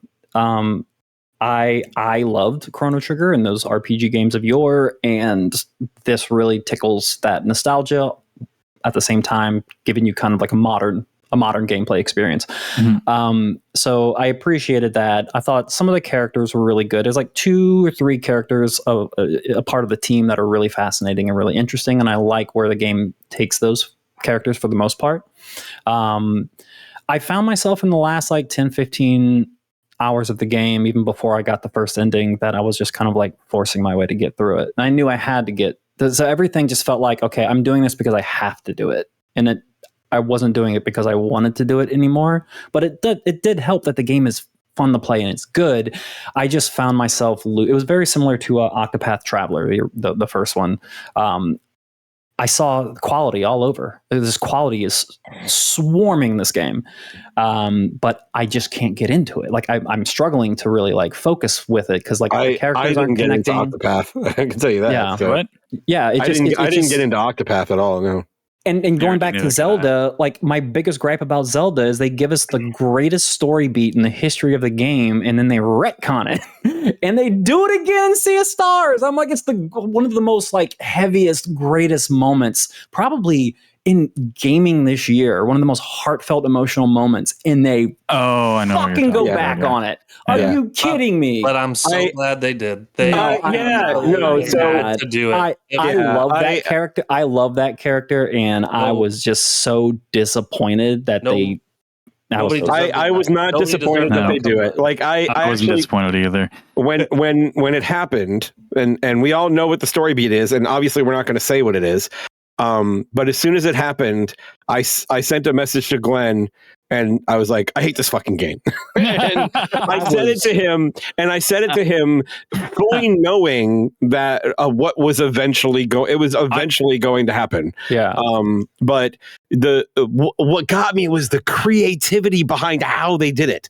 Like, I thought it was super cool, like the way they introduced all that stuff and the way that everything linked together.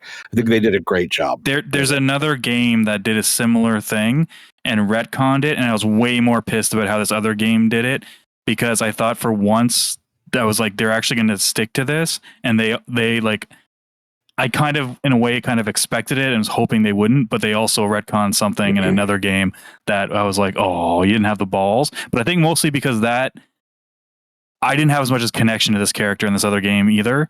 Or in that game, I had a connection to the character in Sea of Stars, and I was like, fuck, like this, like you said, Chris, like I was upset.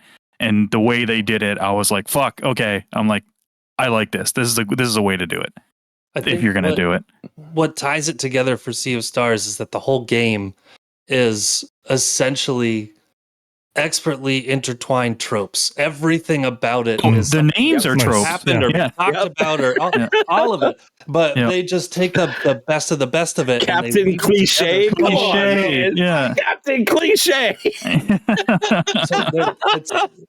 In other games, it feels like a cop out. In this game, I'm just like, I'm so glad that you're just smiling about it. You're just smiling about it, moving with it. Yeah.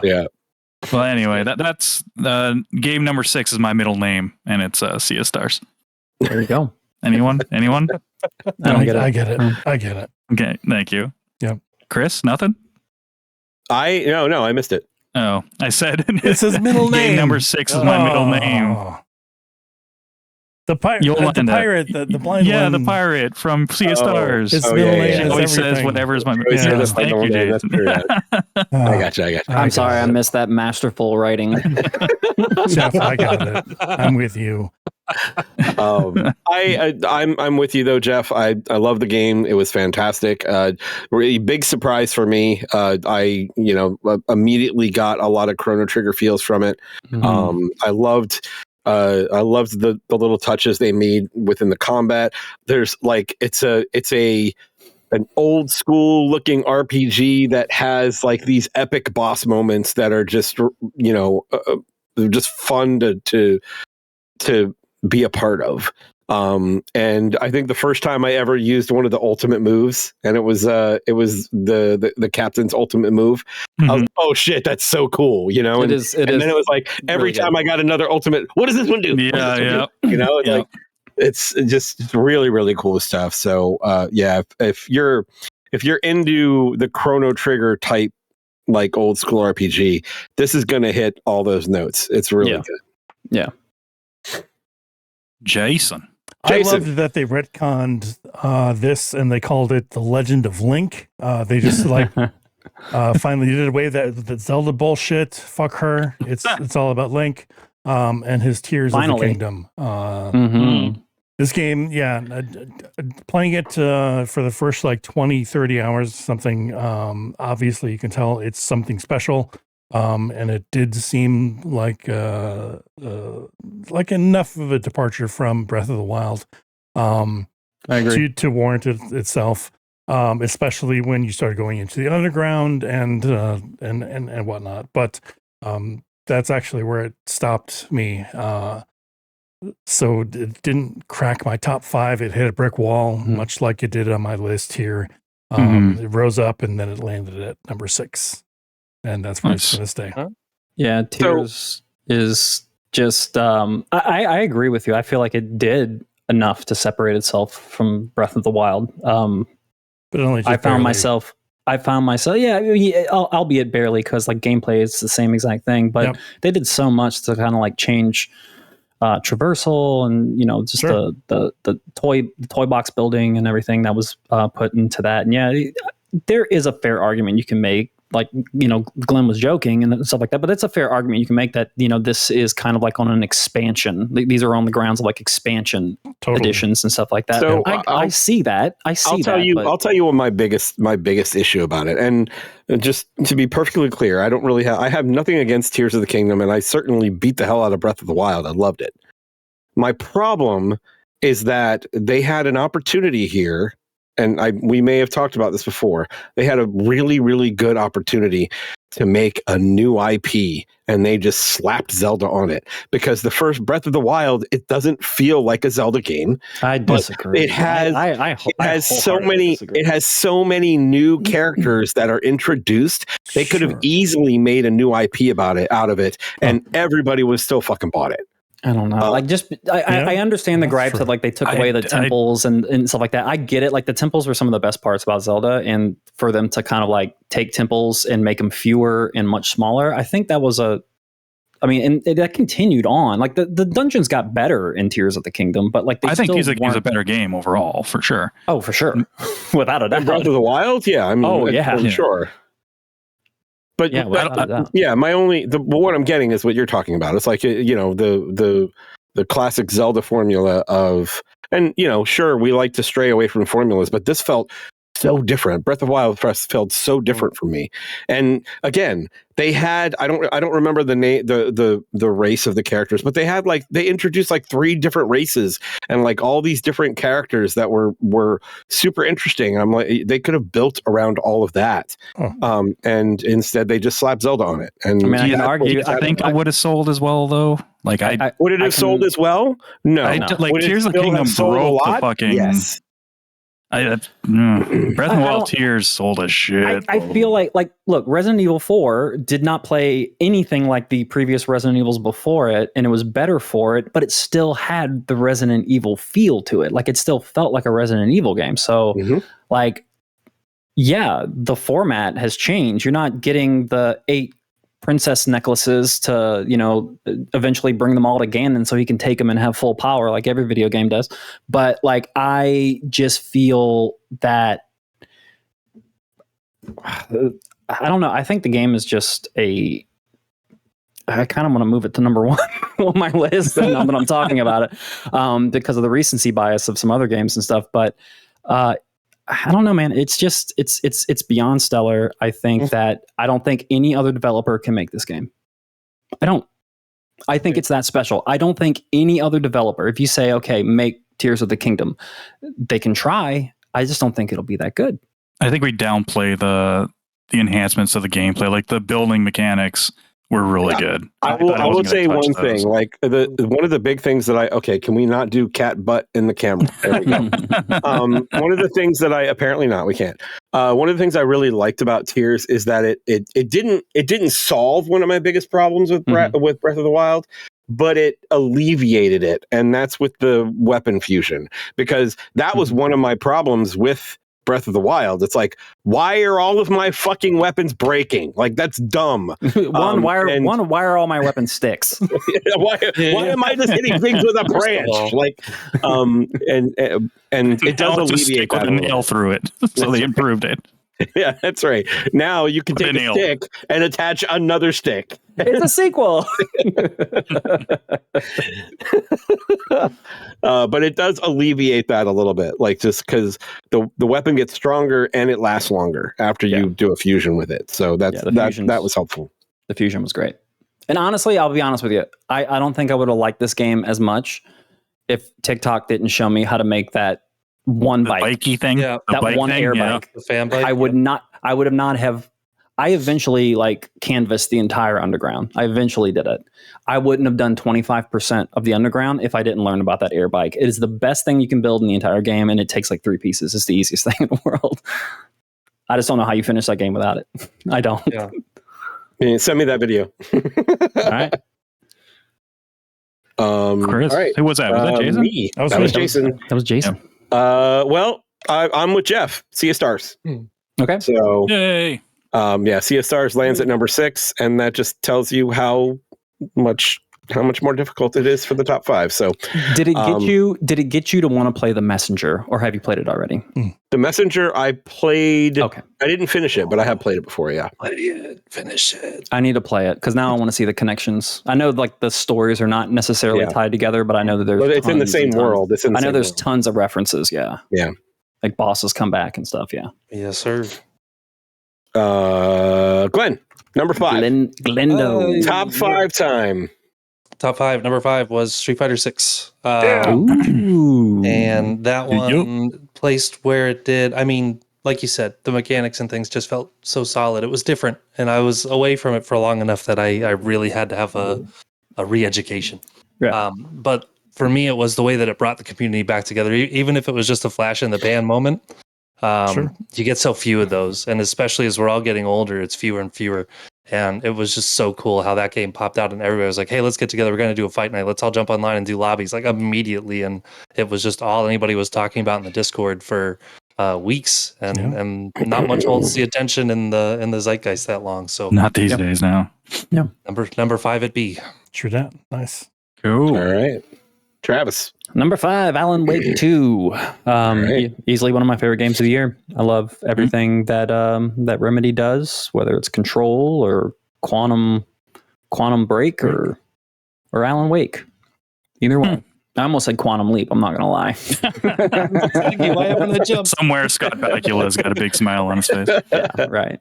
Or the guy who plays the lead in the reboot that they're doing. Did you know that they're doing that? I did not know that. No. Seems offensive. Seems offensive. I probably would have been happier in life without knowing that. So Sorry, I ruined your day, Chris. thanks. Quantum Break and Wake. Yeah. Yeah. Geoff. My number 5. This is where the reasons why it's kind of low is also why I may be a bit of a hypocrite, but it's Spider-Man 2 is my number 5. And You son of a bitch. I know I'm terrible. A lot of the complaints people have with Tears of the Kingdom, I kind of relate to Spider-Man. It is the same area. It's the same New York, which it makes sense because he is in New York. They had some areas, and it's more of an iteration on what they already did fantastically in the first one and Miles. Yeah. And the first game might be my favorite game of last generation. Like it's definitely up there. Definitely top 3. 100% agree. Yeah. And I think this did everything better. I love fucking Venom. I thought that was I can't wait for his own game, which who knew if it's coming out on schedule. That's gonna happen. Well, it was Well, leaked. we already know, right? So, we was already that part know. of the leak? I didn't read them. I didn't read them, so I don't. Yeah. So that's coming in a couple of years, hopefully. And fuck, man, yeah, I will definitely play through this game again eventually when there's a little bit of a drought. Hopefully, like we need this year. There was hardly any droughts, so loved it. Fucking great game. I got a question. I jump off that.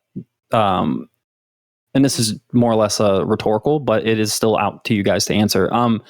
Is Insomniac just going to turn into the Marvel developer now? Like, are they even going to have time for Ratchet and Clank? Like, are they just Marvel 24/7? Well, and I did look at like the roadmap when it came to the leaked stuff. There is a Ratchet and Clank that's on the roadmap. Mm-hmm. Okay. But they do apparently have a deal with Marvel. But that's the thing. One of the things that we talked about with the leak is, do they still have a deal with Marvel? Like, they could easily put it in the contract where if something like that breach happens, they could pull out of the contract. Disney, I think Disney is Disney's at a time where they need as many wins as possible. And if the wins come from the video game world with these great Marvel games that we've been getting, a few of these great Marvel games that we've been getting, I think that they're going to let Insomniac continue. They're not going to let Insomniac's track record is great. So but Disney's already letting other developers. Yeah, they're in bed with EA big time. They're like they have so many, and they know that. Think about how many Star Wars. Yeah, Blade for the Microsoft. Blade. Yeah, and like Star Wars is EA Outlaws, right now, right? Yeah. Outlaws is Ubisoft. So we know what Insomniac's doing for the roadmap for the next 10 years. Yeah. So we know what Marvel's properties Wolverine, and then there's going to be like a couple of X-Men games. Right? Yeah. So. And then Spider-Man 3 is going to be 3 parts. That's a whole other discussion, but if that actually happens, but that's, I mean, as long as they can do something not keep. I want every game to be different. At least, hopefully, like Wolverine does look like it's going to be different. It does look different. Yeah. Yeah. So it's. I'm fine with them. Different if you haven't played. That was a concern. Different if you haven't played God of War. Well, maybe. Yeah. Exactly. Looks like God of War, which is great. Yeah. I don't know. God of War with Wolverine sounds pretty fun. Oh my god. Yeah. Very cool. Well, that's my number 5. All right, Jason. My number 5, Final Fantasy 16. Roller coaster of a game. The high highs were the over the top fucking set piece moments where you're fucking fighting Bahamut or some shit. But then there were also kind of low lows where it's like the RPG elements are not that great, or I didn't get into the political aspect of this particular storyline, so that held it back a little bit. But it did land really high because of those big set piece moments. It was fun to play. They were just fine. It was crazy because it was such a fucking departure from traditional Final Fantasies, and I made it into practically a character action game. They were okay.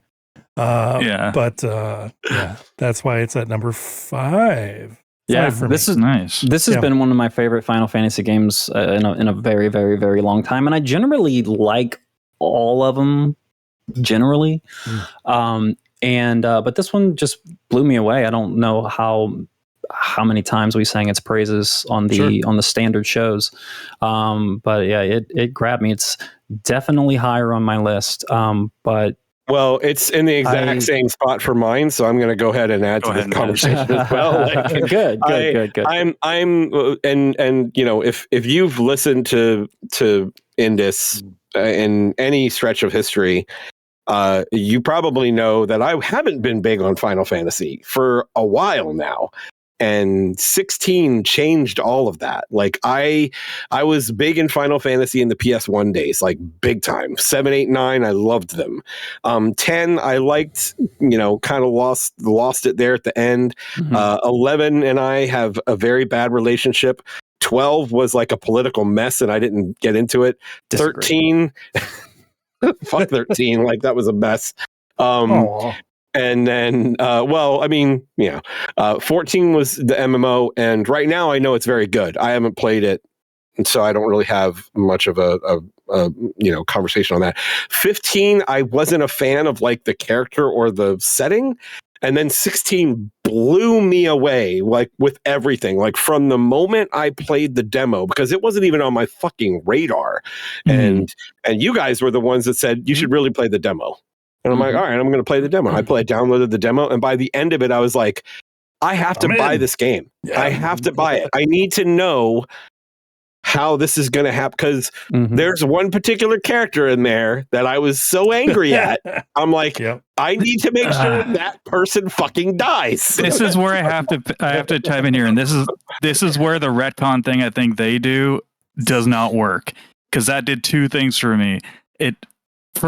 The second they go back on what happens almost immediately, and then they made me not hate that character as much because they couldn't stick to the bit. And I was like, fuck, okay, well. I don't, are you talking about the same character Chris is talking about? Because that person is horrid. Oh, yeah.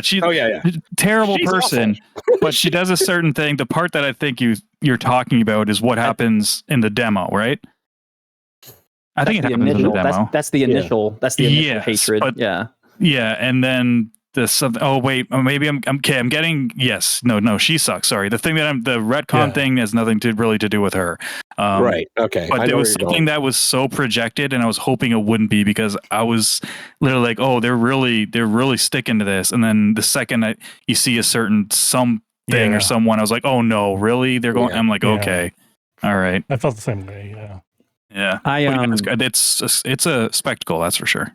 Yeah, I really enjoyed it. There were so many great set pieces in that game. Just like, and I think my favorite was still the Bahamut fight. That fucking blew me away. It was so great. That's good. I remember pre-release and pre-demo, I was super nervous about this game, even though it's Final Fantasy and I'm inherently hyped for it. Again, I was just keeping my defenses up because I didn't want my heart broken by Final Fantasy. So I don't know, man. Like I was very trepidatious about the combat, especially the 1v1 with the health bars. Like, I just didn't think they looked good. I can see that. In the stills, like seeing I can see that 1v1 health bar, and it just seemed off to me. Like, I'm worried about this. Like, I've never seen an RPG do something like this, and I don't know if I want my Final Fantasy to do it. Yeah. And it ends up being the big boss fights, the spectacle, and like general combat. It was the best part of the game. Like, so the part that I was worried about the most ended up being the best part. Yeah. And then story wise, like I disagree with Jason is that I love the political intrigue. I love the ability that if I felt lost, I could just pop into the menus and do the active time lore and read about it. They did a great job with that. Like the amount of resources they gave you to kind of make sure you understood all the lore. If you wanted to, like, I took a break in the middle of Final Fantasy to play something else. I don't remember what it was right now, but I went back to Final Fantasy and I was able to just catch up. I'm like, oh, yep, I remember exactly where I'm at. In between main story beats, they make you talk to the person you go for like all of this lore. And they make you go to her to give you like kind of like, okay, after that string of missions, this is where the world is right now. So they actually go out of their way, not just with the active time lore. They go out of their way to ensure that you understand what's going on, because it's 5 countries, 5 different rulers. Every ruler has their armies and their generals and who's with who and who's invading who, why are they invading who, what is this place, why is it being invaded? Like, there's so much going on. So I was very, very grateful with that, because I would have been lost, and I think it wouldn't have hit hard. I think it wouldn't have hit as hard. Yeah, just everything about this game was great. I like that they simplified a lot of the equipment, and then they gave you the opportunity to do crafting and things like that. Yeah, I wish that was a little bit more. It could be more robust, but again, it was simple. They made it simple. I didn't feel like I had to dump a lot of time into it. I was able to just go and say, I want this weapon and I want to do this to it, and then I could be on my way. Yeah. You know? And the final thing to add that that Jason said that I do agree with was that like the role-playing elements are a little light, especially in the first 20, 30 hours of the game, especially the first 15, 20 hours when you get your hub, your hub town.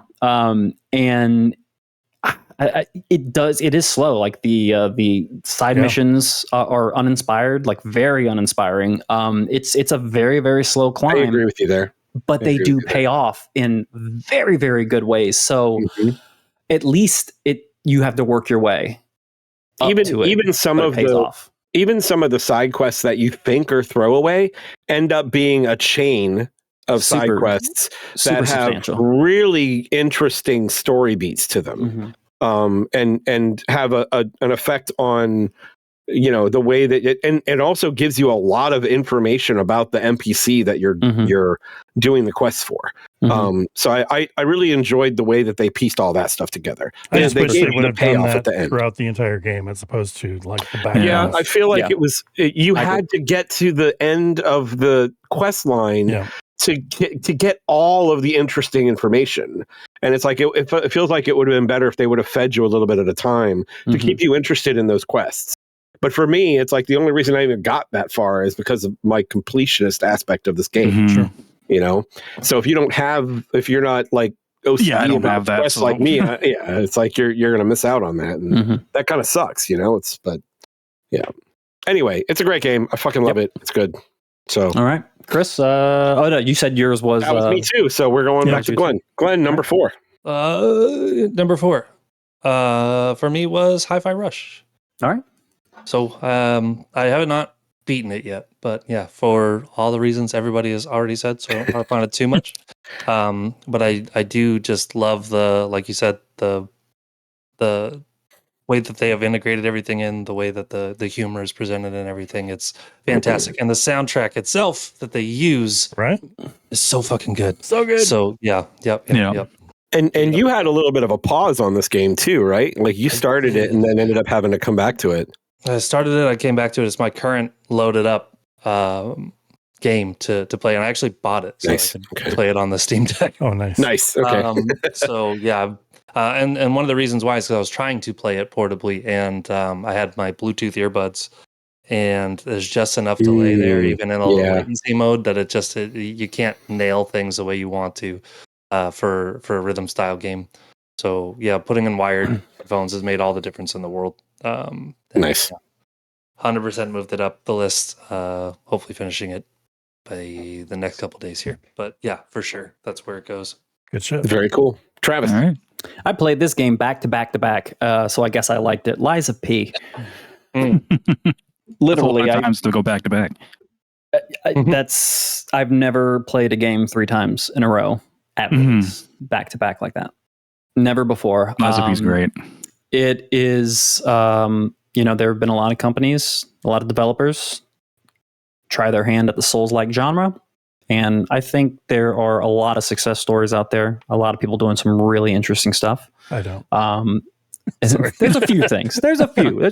Yeah. It's super rare. Sorry. But Lies of P came out. I felt like this was a sure thing after the first trailer. I don't know why. Like, for some reason, I was just like, this game is going to be great.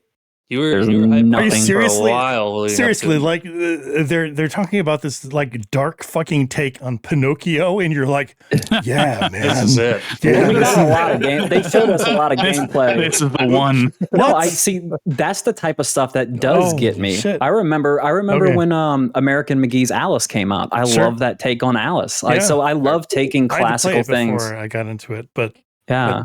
okay, all right. Yeah, but and it looks like they're going deeper into it, because if you beat the game and you get the post credit scene, they're leaning into this world. Like they're not playing games. They're committing. They're committing to it, which I'm all for. So it does everything that a good Souls game is supposed to do. It is so good, it makes you think that From Software actually made this game, because the parrying feels as good as the parrying in Sekiro. The general gameplay feels just as good as any Souls game. More or less approachable than a Souls game? I'd say about the same. more-ish. I find this game easier. Yeah, I found it a Dark little bit Souls. easier too. Yeah. I found it easier than Dark Souls. I found it easier than... I would say I found it easier than Elden Ring. I was going to say, where would you put it? Easier than Bloodborne. Easier. Oh, way easier than Bloodborne. Way easier than Bloodborne. I would give it a shot. It's parry focused. Just get used to that. But I actually just started getting into parrying this year, like really getting into it. And I was playing Dead Space 2 and started messing with parrying in there. Thank you for parrying. Yeah. Not like That's first. Yeah. not in my They're in just real watching life. parrying people, just like 2023, the year of the parry. At the convenience store, goes to hand me my water. But whenever a game gives me parrying as an option, I generally take it now. And Lies of P is what started got that you for me. there. Yeah, that got me there. I fucking love Lies of P, man. It's my second favorite Soulsborne game after Bloodborne. That's in the linear fashion. Because Elden Ring's my favorite. It's different. Yeah. That's fair. That's fair. crazy. It's cool. It's cool. So like this Neo fucking Whiz company has just like outdone the creator of this fucking genre. It's nuts. I kind of agree. Like I like Lies of P better than Dark Souls 1, 2, and 3. God damn. Wow. Okay. That's crazy. Yeah. I love it. I do. All right. Good stuff. All right. Who's up next? Geoff. Yeah, my number 4 is the same as Glenn's number 4, and that's Hi-Fi Rush. And I think one of the main reasons it's high on my list is just because this game came out for me at a perfect time. I had a big lifestyle change for me happen at the end of last year into this year, and this game dropped, and it was lighthearted. It was funny. It hit all the notes I needed because I was going through a funk with kind of like in life and with gaming especially. I didn't really have enjoyment in games, and this just kind of it was the perfect timing. I don't know if it would hold that spot. It would still be in my top 10, but for that reason alone, it's this high on mine. It's one of those games.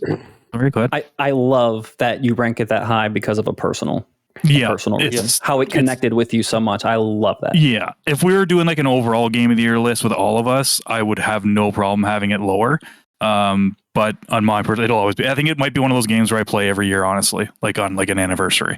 I'm definitely going to play through it again. I love that. Actually, Yeah, it's a good length for it. We should do it as a show. All right, it's Hi-Fi Rush month. Let's get Hi-Fi Rush month. I am totally Club. down with that. Yes, I dig it. absolutely. 100%. But that's my number 4. Jason. This is the first time this game has been mentioned, and it ranks as I personally, for me, as Hi-Fi Rush did for Geoff, and that's Super Mario Wonder. Oh, nice. I have been kind of like, give or take, the Super Mario games, the 3D ones, 3D World, and regardless, for the past like 7-8 years, if not more, just leave or take those fucking Mario games. But this one in particular is the one that grabbed me. And I think it's every bit as good as the old like Super Mario World. Wow, I gotta get it. Oh, I gotta get it. Yes, I cannot say like enough good about this game because it's so like moving and like inspiring that each level that they do, there's a new gimmick. It's not just like go from A to B. It's it's you're getting a new suit. You're traversing in a different way. You're getting a new power or something like that. It's fucking all over the place, and it's so much fun. Like that's the key of it all. It's so much fun. Fucking fun. I started playing that game. I didn't stop until 4 a.m. the next day. Oh, wow. I could not stop playing that game. I just had such a great time. And that's why it's Game of the Year. That's for this show. And that's I can't. You did pick it up. Good. I do. I just haven't played it. I'm saving it for next year because I figure, you know what? I'm not going to be able to get it in time for this, so I'm going to include it on next year's list if it makes it up there. I'm going to pick it up. It's so good. You guys will not be sorry. Like I mentioned this on the show at one point, but I can't remember a game where I would finish something or finish a stage and just either giggling because it was so much fun, or just have like it's this grin from ear to ear because just something that happened within the game. Like Jason said, every stage is different. Like a lot of the stages have like the little flower gimmick where you kind of go into this parallel area. And it changes. And those are all completely different. Like you're singing fucking karaoke super trippy with like shit. Fucking piranha plants and shit. And like that looks fun. God damn. Yeah, and then there's one where like all the fucking pipes start moving like worms and shit like that. Like nice. just really really cool stuff. And like you some of the stages you'll finish it up and you were like, did I just smoke something? I don't it's. I'm sure a lot of people experience that way and we're like, this is the coolest shit ever. I hope you didn't smoke anything, Chris, because that's illegal. I didn't. I will put a notch next to what Jason said. It certainly feels as good, if not better, than the best of the 2D Mario games. Totally. So, and that's why it's Game of the Year. Power Glove compatibility. Is pot still illegal there? It in Georgia? In Georgia, pot is still illegal. Yeah. Holy shit! In most of the country, in fact, other than medicinal. Oh wow! I think is probably. I got in trouble for taking these gummies that are just like completely legal. It's like THC 8 or something like that. I don't know what the fuck it is, but I got in trouble for that. Get that shit in Happy Meals here now. I know. Totally. There you go, kids. You want some apples or I got a hybrid blend for you. I got a transdermal patch. Are you more of an indica or I have capsules and gummies and the Old Faithful. So Smokey the Bear is a very different mascot in California. Yeah. All right, it's me, right? My number 4, that's what we're on, right? My number 4 is Spider-Man 2.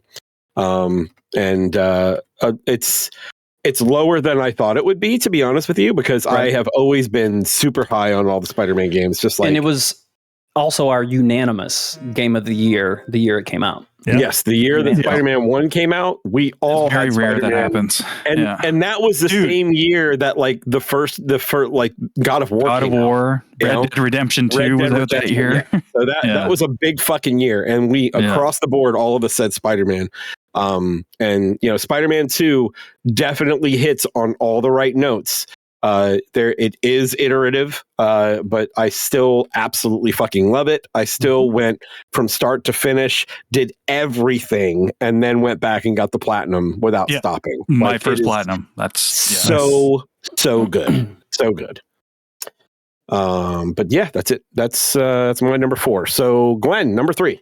Top 3.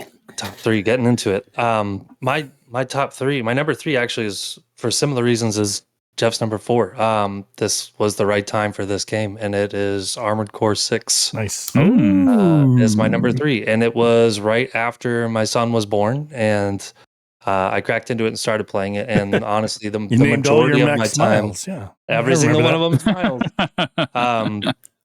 But the majority of playtime I got was when he was being a little fussy, and the only way that I could get him to sleep was on my chest, and I had to stay awake during that time because he's a little tiny baby. So I'm sitting on the couch, and that sort of stage style play of just, it's very linear. I'm picking this, I'm doing this one thing, and then save point and move on.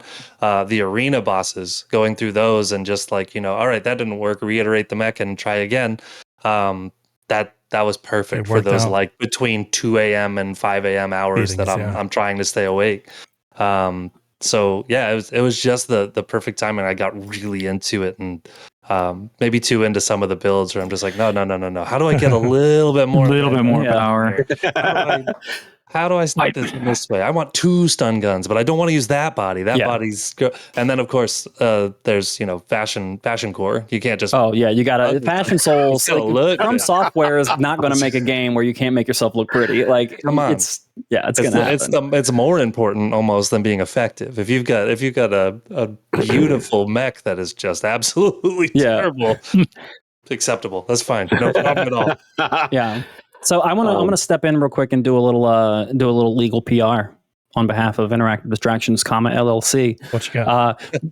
Don't ever play a From Software game with a newborn on your chest. You're gonna hurt your baby. Right? No, don't do it. You start tossing you have to have stuff, the right mentality. You don't know. Did I throw a controller or a baby? You'll never know. Which one? That's a fair point. It's okay. Just keep some Estus Flask next to you. You're good. Legitimately, everybody's like, that game is one game I could never play with. And I'm like, no, I don't know. It was calming. I don't know why. It was like old school Trials when that came out on the 360. I could just, while that was frustrating, it wasn't like a level of frustrating where I wanted to break things. I was just like, why didn't that work? All right, let's try it again. You know? Yeah.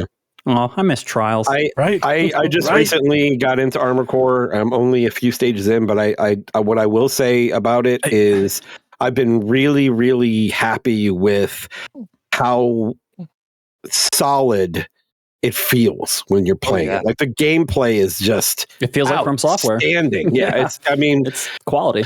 I mean, it feels like I don't really have a compare. I don't really compare it to like the only other From Software game that I've really beaten is Elden Ring, and I don't really feel like I can compare the two of them. No, but you can compare them in regards to their the tightness of the controls is absolutely there. The quality of their development. Yeah, sure. Mm-hmm. But one complaint I do have is when you're playing the game, I feel like there's a loss of scale. Like I don't feel like I couldn't tell you how tall my neck is. I don't feel big. I don't feel like I'm 20 stories tall in the environments that I'm in or whatever. It just feels like I'm a person in a suit, like a mech suit almost. I get that. I feel like they could have fixed that with audio and haptics. You know what I mean? Like better haptics and better audio, just more visceral. It actually sounds like a building's coming down. That probably could have helped. I think for me, the only way that would have really fixed it would also have ruined the game, and it would have been to tighten up that camera to bring it in and really give you a feel for, in the ruler scale of my surroundings.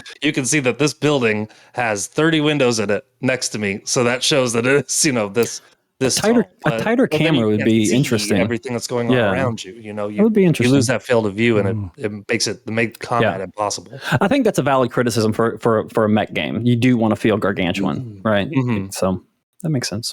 It's probably why we don't have a Godzilla game yet, like a good Godzilla game yet. Yeah. Can't get the size comparison right. Other than Rampage, which was perfect. I'm changing my game of the year. Hold on. Travis. Hi. Top 3, right? Number 3? Yep, number 3. Number 3. Tears of the Kingdom. As much as I love Lies of P, and I played that game more than any other game on this list in terms of times through, there's just no way I could put Lies of P above these group of games, and Tears starts that trend. Now we've talked about it nonstop. It's a masterclass in gaming for me, and I cannot wait to. I kind of wish I could just forget about it and just play it again for the first time, because I really, really enjoyed that experience. I was whisked away in whimsy with this one. So top notch. Number 3, Jeffrey. Number 3 for me is Lies of P. Loved it. Beginning to end, I'm going to play through it again for sure, especially because I fucked up my first ending and didn't save Scum, so I have to play through the whole thing, and I just want the good ending. They just did a new patch about a month ago, and they actually made the game a lot easier. They slowed down. People were griping about how the game was... every enemy had too many hesitation moves to try to fake you out. Try to fake you out. Yeah. So what they did, they removed a few of the hesis in the game, and they also made all the general map enemies made them attack about 5 to 8% slower. So it actually makes the game much more manageable and making parrying easier. Yeah. Gotcha. So your second playthrough might be a little bit quick. Yeah. That's fine. It wasn't too bad. But yeah, it's rare that I buy a game that I've completed on Game Pass. If I play a game on Game Pass and I beat it, unless I really, really want it, I'll buy it. And I bought it. I bought it physically. So nice. So good. Steelbook? Yeah, actually. Duh. I mean, come on. That's a steelbook that I'm actually a little jealous of. I'm not going to. Yeah. I was lucky enough to find one. Jason. Yo. Hi. Number 3. Marvel Spider-Man 2. I loved this game way more than I thought I would. And I don't exactly know what it was. I've already specified that I thought it was iterative at first. Yeah, it is Spider-Man. And they did Venom right. They did Venom right. The powers that you got with the Venom suit was so good, but it was a neat, tidy package. And they brought Miles in, I think, to the right degree. Great name. Yeah. He's that game is pretty fucking good. It is pretty fucking good. It's great. I just have this thought in my head, and I have to get it out. One of the things that I love so much about Spider-Man that I don't think people give it enough credit for is its audio.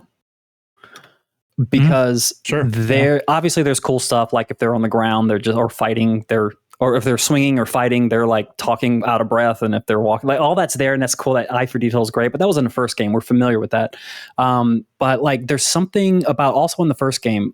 There's something about jumping off of a building, start swinging, and then that music just kick in and swell in automatically. I don't know what there is about it, but every time it happens, every time in Spider-Man 1, 2, the DLCs, doesn't matter. Every time that music kicks on, a rush goes through me. And they don't need to change it. Like Spider-Man 3, they can just keep that and just don't change anything about it. And it's magic every time. For a Spider-Man fan, you feel like Pete when you're flying through, when that music swells in. And I just, it's good. I'm so sad it's number 7 on my list, but there was just so much that I just flat out loved. Yeah, this was a good year with no reservations. But goddamn, it's so good.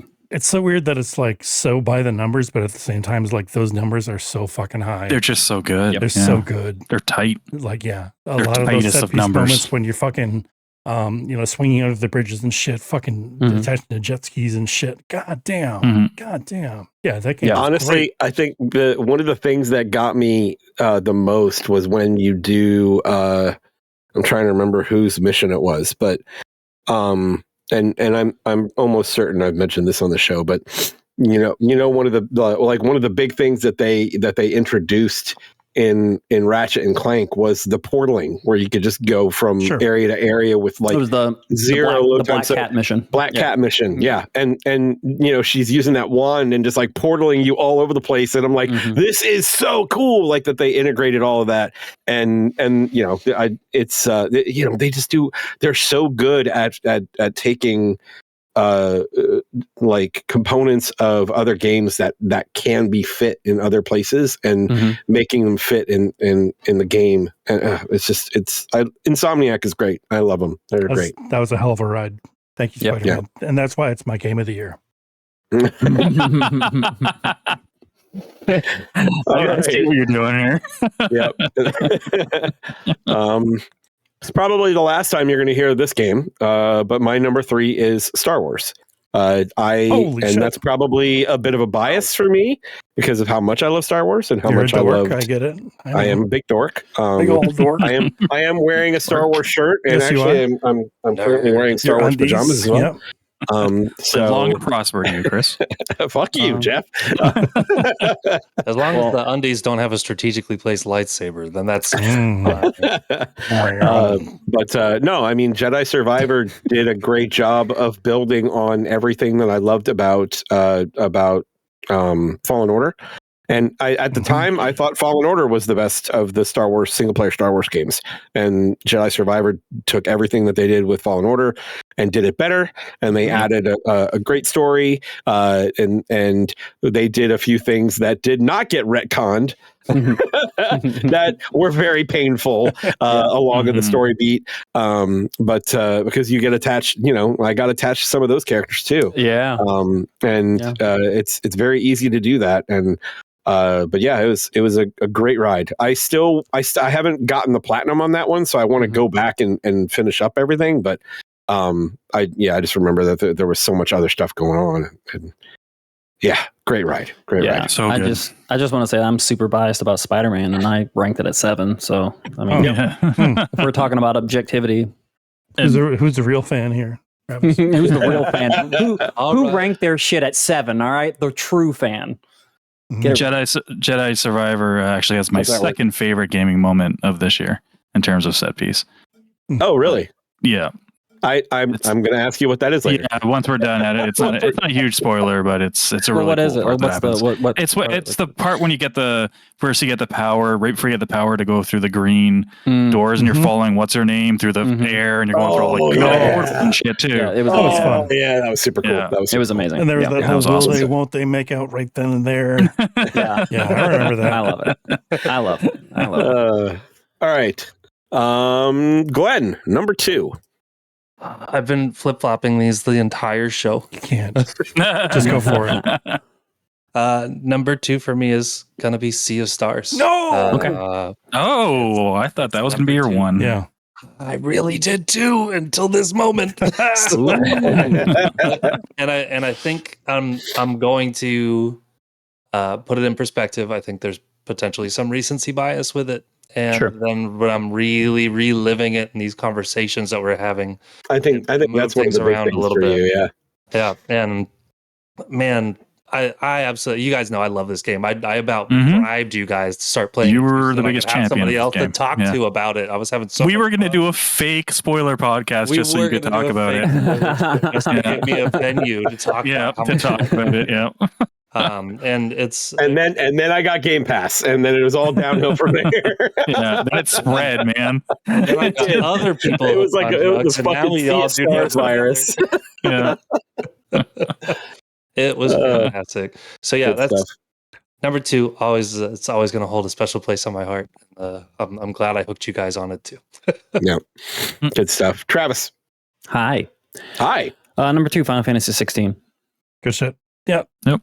I mean, what can we say about it? It was great. I played it through. The new DLC that they just released for. That's right. It's pretty. It's fine for $10 DLC. It just sucks that another game came out and did free DLC that was even better. So it just sucks. It kind of are you talking about God of War? God of War's the superior. I just finished that, and it's good. Definitely worth playing. Isn't it amazing? How is that fucking? It's really good.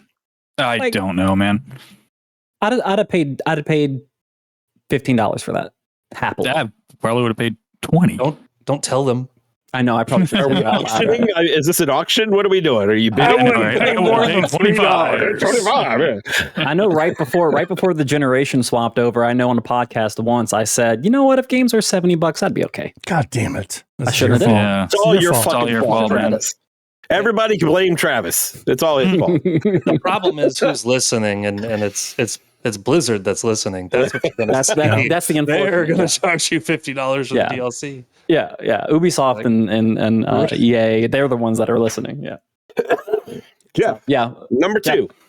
My number 2 is Baldur's Gate 3. I quit the podcast. I've heard about that game. You heard about that one? Yeah.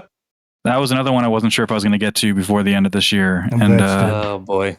Fuck, that game's good. The only thing is I think some of it didn't affect my where ranking is. I'm actually happy because Divinity Original Sin 2 I played earlier this year. I thought you were gonna fucking burn out, dude. I was so pissed off. I did I'm too. like, he's gonna fucking play Divinity.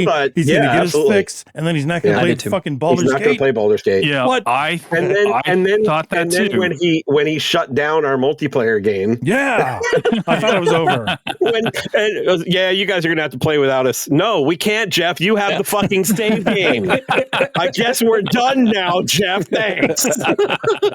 Well, that was because I knew, because after playing the few hours we did, I'm like, no, I'm gonna like this. Like I don't want any of this ruined for me playing multiplayer first. Sorry guys, I'm like, I can't. And I need to pull that cord. That cord now. Honestly, that was the right decision. That was the right decision. Fair. Yeah. And like Divinity Original Sin 2 is like one of my, it might be my favorite RPG ever, and RPGs aren't really my jam. Especially these kind of RPGs are slow. Oh, Yeah. exactly. These are And slow. I was like, if I didn't play Baldur's Gate, I was going to put Divinity on this list somewhere because I'm like, well, I played it this year. Fuck it. Like, it's one of my favorite games. And then Baldur's Gate does everything better. It's like that on crack. And Yeah. I'm having so much, dude. Like, I got Avatar for Christmas, and I was like, I'm going to try to beat that. And I knew it wasn't going to be on this list or anything, but I was like, I want to try to beat it before the end of the year. Start playing that. I'm like, I just want to play Baldur's Gate. I got Mario the other day, and I'm like, I should probably start Mario. I'm like, nah, I'm just going to play Baldur's Gate. And then, and I'm playing it on all 3 platforms. Like, I'm literally, I'll play it on the Xbox, the morning, and then if I'm just, in the bed, just watching TV or something, I'd be like, you know what, I'm going to play a little bit and do a couple side things, manage my inventory for half an hour, do something like that on the Series S. And then the other day I was literally playing Valhalla, and I was like, I was done with that. Well, I was playing Valhalla, and I had to push my way through Valhalla, the DLC, because all I was thinking about was I want to play Baldur's Gate 3. Yeah. And I literally just oh, wait a second, it's fucking cross save. So I turned on the cross save option, and it's because I was like, I don't have to switch over to the Xbox. I can just play it on my PS5. Because I bought the game three times. So this physical edition's coming. I bought it twice, yeah. And I'm thinking about buying the physical edition because it comes with it's a steelbook. Yeah, it's so good, guys. You guys, oh my god! I don't want to go too much into it because we have talked to it to death. But it's it's the hype's there. I still don't recommend it. Yeah. I'm gonna give it a shot. Yeah, you should give it a shot. Yeah, I still have a hard time recommending it to some of my friends just because it is such an acquired taste, that type of game. I thought Travis was going to drop off it, honestly, after the first couple of weeks he's playing it. I thought he was done before finishing Act 1. Me too. I had 2 drop offs. I had a drop off in Act 1, and I had a drop off at the end of Act 2. Oh, okay. It's there you go. And then a journey. You blitzed through Act 3 after showing a map with 18 things on it. I don't know. It was that 5 days ago. Yeah, something like I posted that. Yeah, and I beat it last night.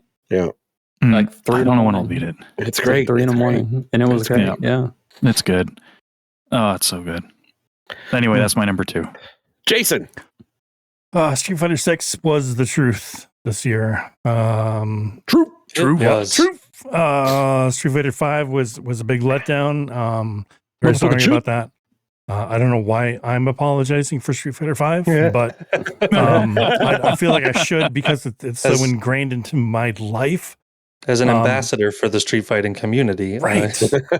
But it felt like, Street Fighter 6 was the return to form. I felt that spark, that I felt with 4.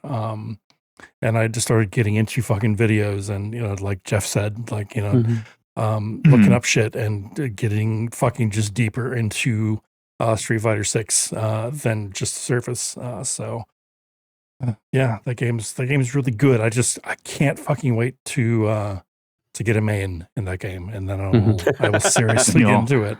But for right now, it's got a great fucking base. Obviously, it's the second greatest game Actually, it's not. It's game of the year. Game of the year. And that's why it's my game of the year. That's why it's my game of the year. Yes. Good stuff. My number 2 is Mario Wonder.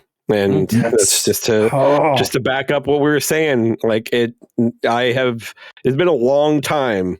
It's been a long ass time since I've had that much fun with a 2D Mario game. And I gotta get it, man. it is my 3D World favorite. was close because they had the fucking cat outfits, and you're like, oh, that's cool. They get to run around the fucking 3D world and stuff and go to different levels. And, I could not get into 3D World. Yeah, I tried. But honestly, the last 2D one that I played that I really enjoyed was 3D Land on the DS. Okay, like way back. See, yeah, I struggled with those DS Mario. Yeah, yeah, and that's fair. I played it because I was actually on vacation. Like I remember vividly being in San Francisco with some friends, and me always being the one that wakes up first.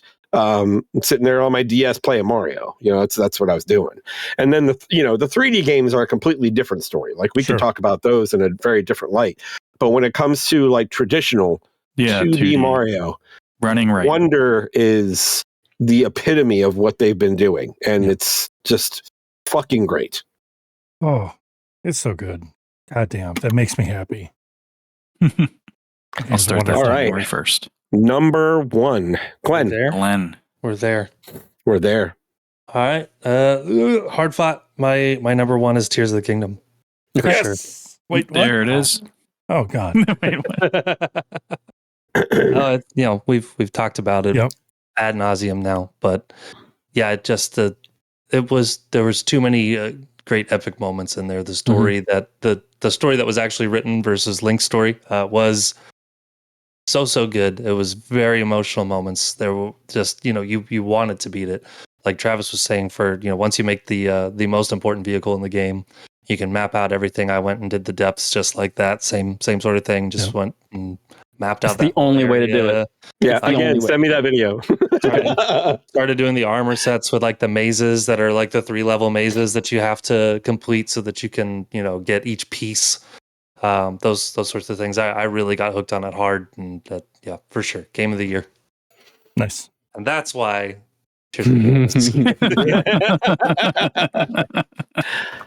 Travis.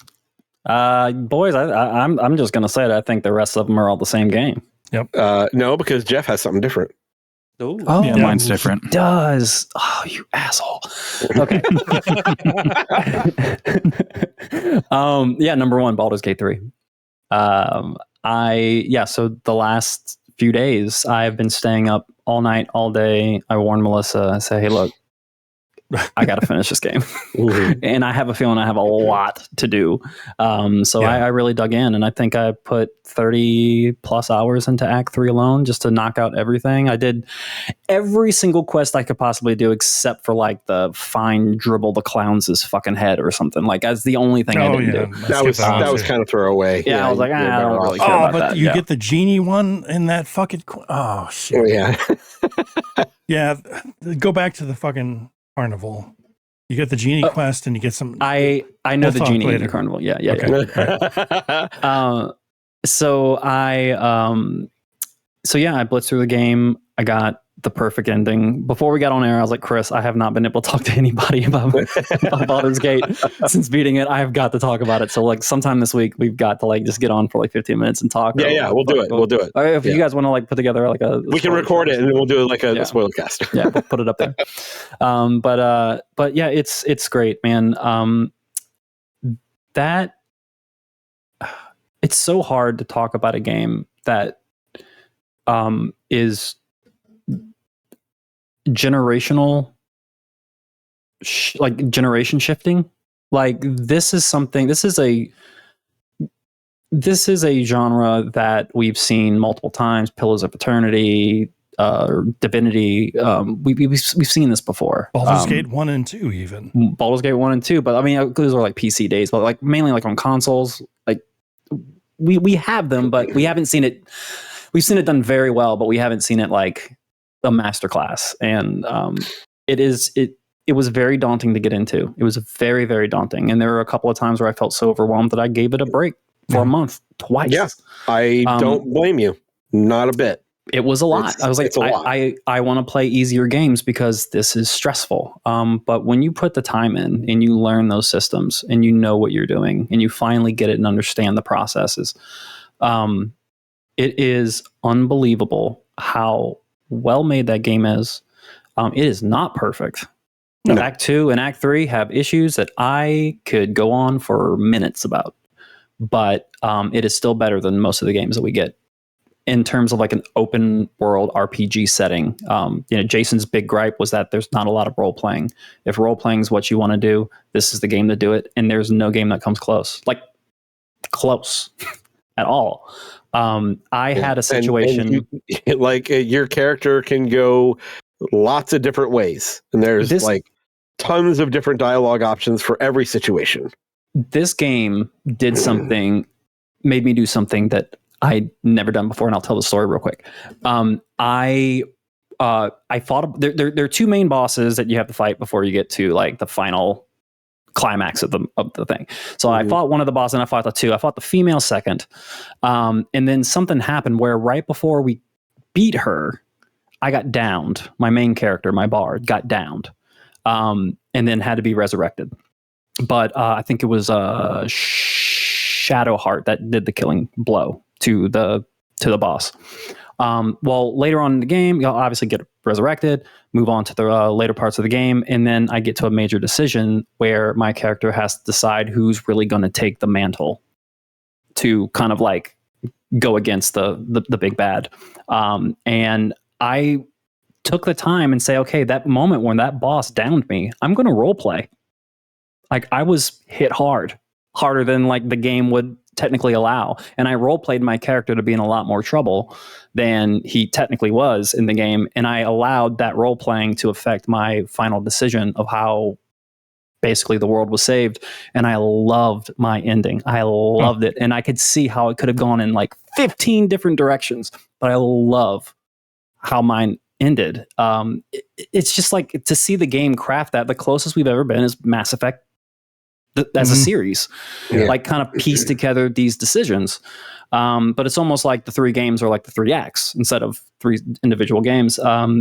And I just love how they piece it together. And I feel, I mean, maybe I have gripes on how some characters are handled or not given as much attention toward the end of the game. But overall, I think, again, like I said with a previous game, I think most developers will attempt this game and fail.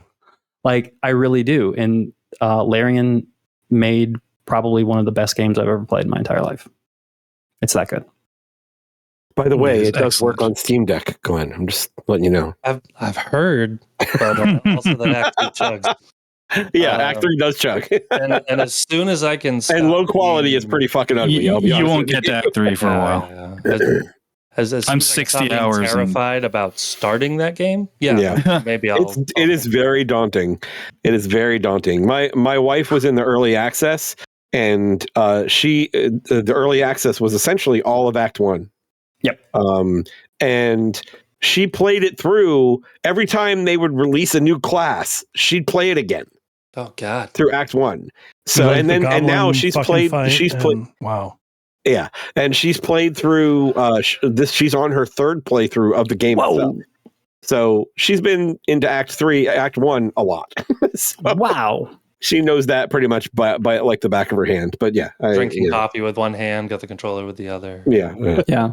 But it got me one. My playthrough was super heroic, and it got me one to do an evil playthrough. I feel like an evil playthrough, it's going to be almost like a different game. Are you going to do the Dark Urge? I don't know what Dark Urge is. I saw it. I just don't know what it means. So Dark Urge has how all the characters have storylines that you're going through. The Dark Urge is a player character that has that type of storyline. Oh, that's cool. Yeah, that's cool. And you can either do a Dark Urge redemption, or you can do a Dark Urge that gives in to the urge. Oh, nice. And if you're doing an evil playthrough, that's what I would suggest. Okay. Do you have to be the Dragonborn? Or can you make your own? No, okay. You can make your own. I thought you had to be a Dragonborn. That's why no. Play as that character. Okay. No, yeah, you can make your own. It's the only customizable character that has a storyline like the other characters. Sounds good. All right, Jeffrey, number 1. My game of the year is Resident Evil 4 Remake. Wow! Yeah. Whoa! Yep. I was not expecting that. I thought it was going to be high on your list. I am shocked that it's number one, and I was very nervous that you have not talked about it yet. Did that motherfucker cut that? Dude, like I didn't have the attachment to 4 that a lot of people did, even though I bought a GameCube for it after seeing it at my friend's. I never beat it. I hardly beat any games back then, but anyway. The second I loved every second of it. The second I beat it, I started another game, another run. I beat it a second time back to back.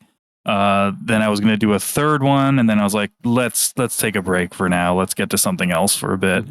Then they hit with the DLC, and I was like, fuck, this is also amazing. Oh, then it sheds more light on what you were doing as Leon during his playthrough. I'm just like, this is cool. This is I don't know. Like I honestly think like the top 3 of the games that are my top 3 are very interchangeable right now. I do see when I beat Baldur's Gate 3 that could be overall my the game I like most in the long run. But for this year, the feeling I had like playing through Resident Evil 4, I was like, this is special. This is really good. The whole time playing, I was telling him, it's like, how is this so good? Like, how is this game this fucking good? Like, and I didn't like. I was so underwhelmed. Like, it's so good. I have to play the DLC. I got to get in on it. Yeah, it's really good. It's good. Jason. All right, Jason. I think we know what us two are. Hi. So a lot of people attribute Doom to getting them into PC gaming. For me, it was games like Syndicate, and it was games like Baldur's Gate 2. Same. That really solidified my like love of that platform in that like it was different. It was like more mature in a way. Like, you know, it was a little more intricate. And when Baldur's Gate 3 was about to be released out of early access, it was probably a couple of weeks away, I realized that I somehow had that game. I had no fucking idea why. I hadn't, like, what, do I have this? Okay, all right, let me fucking play this. I'll give it a shot. And I absolutely fell in love with it. And I told these guys when I started playing that it is just as good as those previous Baldur's Gate games, and then some. And that's saying a lot, I think. It is so fucking interwoven with itself. Like there are so many threads that are thrown out, and they all fucking like interweave with one another, and it still comes out and sticks the fucking landing. It's amazing. Like I've said it on the show before. I never fucking recruited Lae'zel. Like, yeah, that's crazy. That's nuts. And I just, the game just worked. Missed her? Yeah, the game just fucking worked. Yeah, I missed her, like, you know, by yards. Like, I just walked around where she was. Walked right by her. Literally a few yards away. Oh, there Seriously. she is. Okay, well. And never, like I found out about it later, and I could have gone back and got her, but I wanted to see if I could get through the game without her, and you absolutely can. I never encountered. So you never saw her again? Never saw her again. Wow, that is nuts. Never saw her again. Holy or shit. any of her fucking. She feels so central to everything, and the fact that you can play without her, it's nuts. And like I said, like the game sticks the fucking landing even after that. You know, it's not like she popped up at the ending, you know, saying, "Hey, let me help you with this boss." It wasn't like that, and I'm just so fucking impressed and so just amazed with like the feat that they pulled off here. Baldur's Gate 3 is the game of the year for real this time. Yep, for real. I mean, that's what my number one is too. So we don't really have to go into it much more. Like there's I almost came into the show and what I was going to say at the beginning of the show is, all right, let's figure out which game is coming in after Baldur's Gate. Yep. Like that's kind of the way it felt. So, but I wasn't there until about 2 days ago. You weren't I there, wasn't there until recently. Yeah, Yep. It's my favorite RPG period. It's ever. Yep. Like it really has just hit everything out of the park. The storylines for all the characters are great. The way that you can go back and play it again and be like, I never did this the first time. Like playing the 4-player game with the group of people that I'm in right now. Like it's been at least like we're just now about to get to Act 3, and at least 5 or 6 times I'm like, I didn't do this last time. Like I don't remember this. Yep. Well, that one thing that happened to me, my first playthrough, you said you haven't been able to get to like the part that I did, and you were like, "How the hell did you do that without fighting?" I'm like, "I don't know." Yeah. I mean, you've done that part 3 times, and you've had to fight every time. Every time I had to fight. Yeah, absolutely. and it's just it's just crazy to me. There's like there's situations where you can completely avoid fights that and you still get encounter point. You still get experience for the encounter and everything. It's not detrimental for you to avoid fights or anything like that. It's great. It's really good. It's really good. So that is going to be it for our personal top 10s. Now, Chris, I have to ask: have you been keeping up with the points actively as we go, or do you need a moment to tally? Nope, I got it all. After Baldur's Gate, we have a tie. Actually, we have 2 ties. Wow. We get to debate. So, well, debate. it's either we can either debate or we can just say what it is. 2A, 2B. Okay, 2A and 2B are Spider-Man 2 and Tears of the Kingdom. Okay. Spider-Man. And then 3A and 3B are Hi-Fi Rush and Final Fantasy 16. I like that list. So currently the top 5 list for us is Baldur's Gate 3, Tears of the Kingdom, Spider-Man 2, Hi-Fi Rush, and Final Fantasy 16. Wow, that's a good list. I like that list. I like that. Yeah. I like that. I think that if you guys would have played Mario Wonder, it probably would be on there. I'm just saying. But it would probably. Probably. Dude, I had such a hard time. Like my honorable mentions were Final Fantasy, Hogwarts, Star Wars, and I can't remember what the other one was. Like I am like fucking. I couldn't even imagine having that one off. My gut is torn that I did not play Alan Wake 2. I thought that would me be too. like Me too. I was just going to high. ask you guys. So let me real quick just give this to the Diablo panel. was my other one. So what are the games that you have not played? Like Jason mentioned, he's heartbroken that he didn't get a chance to jump into Alan Wake. Any other games that you guys wish could have been on this list, or at least had been in the running? My honorable mention list was pretty short. Like I like most of the things that I had on here were what I wanted to be on here. But I did for a hot second I did consider putting a VR game on here, and that was Call of the Mountain. It was super good. It was super good. Really cool experience. I picked up Octopath Traveler 2 to try to get like 10, 15 hours into it, but just Baldur's Gate took up all that time. So I'm jumping into Octopath 2 because I hear they do a lot of improvements from the first game. So that was one that I really, really wanted to play that I didn't get to jump into and attempted to, but it's going to be a January 1 game. Yeah. And then there were some indies that I didn't jump into that I really would have liked to play. I really would have liked to play Dave the Diver. I really wanted to play Dredge, and I just never got into Dredge. Dredge looked good. That looked really good. So. Yeah, the big ones for me are Liza P and Alan Wake. Those are the 2 that you guys have talked about that I really wanted to touch on. Definitely play Alan Wake first. Alan Wake first for sure. Pizza Tower is one of the ones that I really missed out on. I think that's a good like WarioWare, not WarioWare, but like Wario 2 type of side scroller. Right. I would have liked that. What else? I actually thought that Remnant 2 would have appeared on somebody's list, like Geoff's or something like that. Yeah. And the making of Karateka, I thought was going to end up on my list, but I actually never got a chance to go through that. That was like like an encyclopedia type game, but like interactive as well. So you get to play the game, and then you get to learn about it through its stages of development and stuff. That very, very cool. But It's kind of cool. yeah, I never got Very around cool. to playing that. Glenn's over here sitting. I would like to play everything. I would have liked to have sunk my teeth into Starfield and gotten some real time into that. For sure. I think you dig it. I think you'd like it. I think I might. Yeah, I'm going to. That's on the list. And Cocoon was one of the indie ones I mentioned. Yep. Cocoon's another one. I really wanted to pick up and play through, and never did.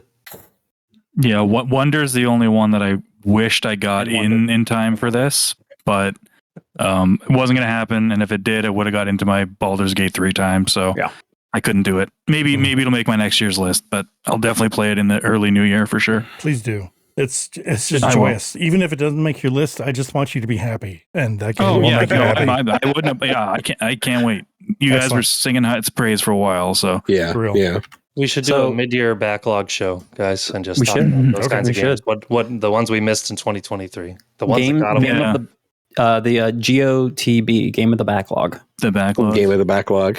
So just to let you know, guys, during the podcast, I texted my wife and said, "Hey, can you turn on the Wii and buy Mario Wonder for us, please? Yes, Thank please. you." And the Wii, the Wii, nice. Why not the Wii on the Switch? Turn on the Wii. Turn on the Wii. You'll be very disappointed to play New Super Mario Brothers. Well, see, Nintendo's going for parity across all devices, so I don't care if it's like Game Boy Advance, Switch, Wii. It's all going to work. It's all going to work. I'm going to be honest though, like that game is not good multiplayer. Even if it's just two people. No, I've heard. Don't play a multiplayer. Okay. Yeah. I mean, you can do it, but together. I mean, the two of you would probably be fine, but once you start getting more people involved, it's rough. So the trick with 2-player games like that share like a scrolling screen is that the person who is better at video games should not be controlling the camera. No, you follow the person who's learning the game, and they control the camera. Because in order to do that, but it's in order to do that screens where you lose all of that. It's like, oh really? Yeah. There are some auto scrolls, but the person who is in charge of the camera is the person that actually hits the button to go into the stage. Because when you're in like the overworld area, you're all walking around. Sure. So you all go up to the stage, and then whoever hits the button to actually enter the stage, the camera's on them. Gotcha. Yeah. Okay, that's good to know. Cool. Good Jeff, shit. we had some Twitter, right? We do. So that was our game of the year. We have some people that wrote in with their games of the year. So from the Twitters, first we have Ari O'Neill.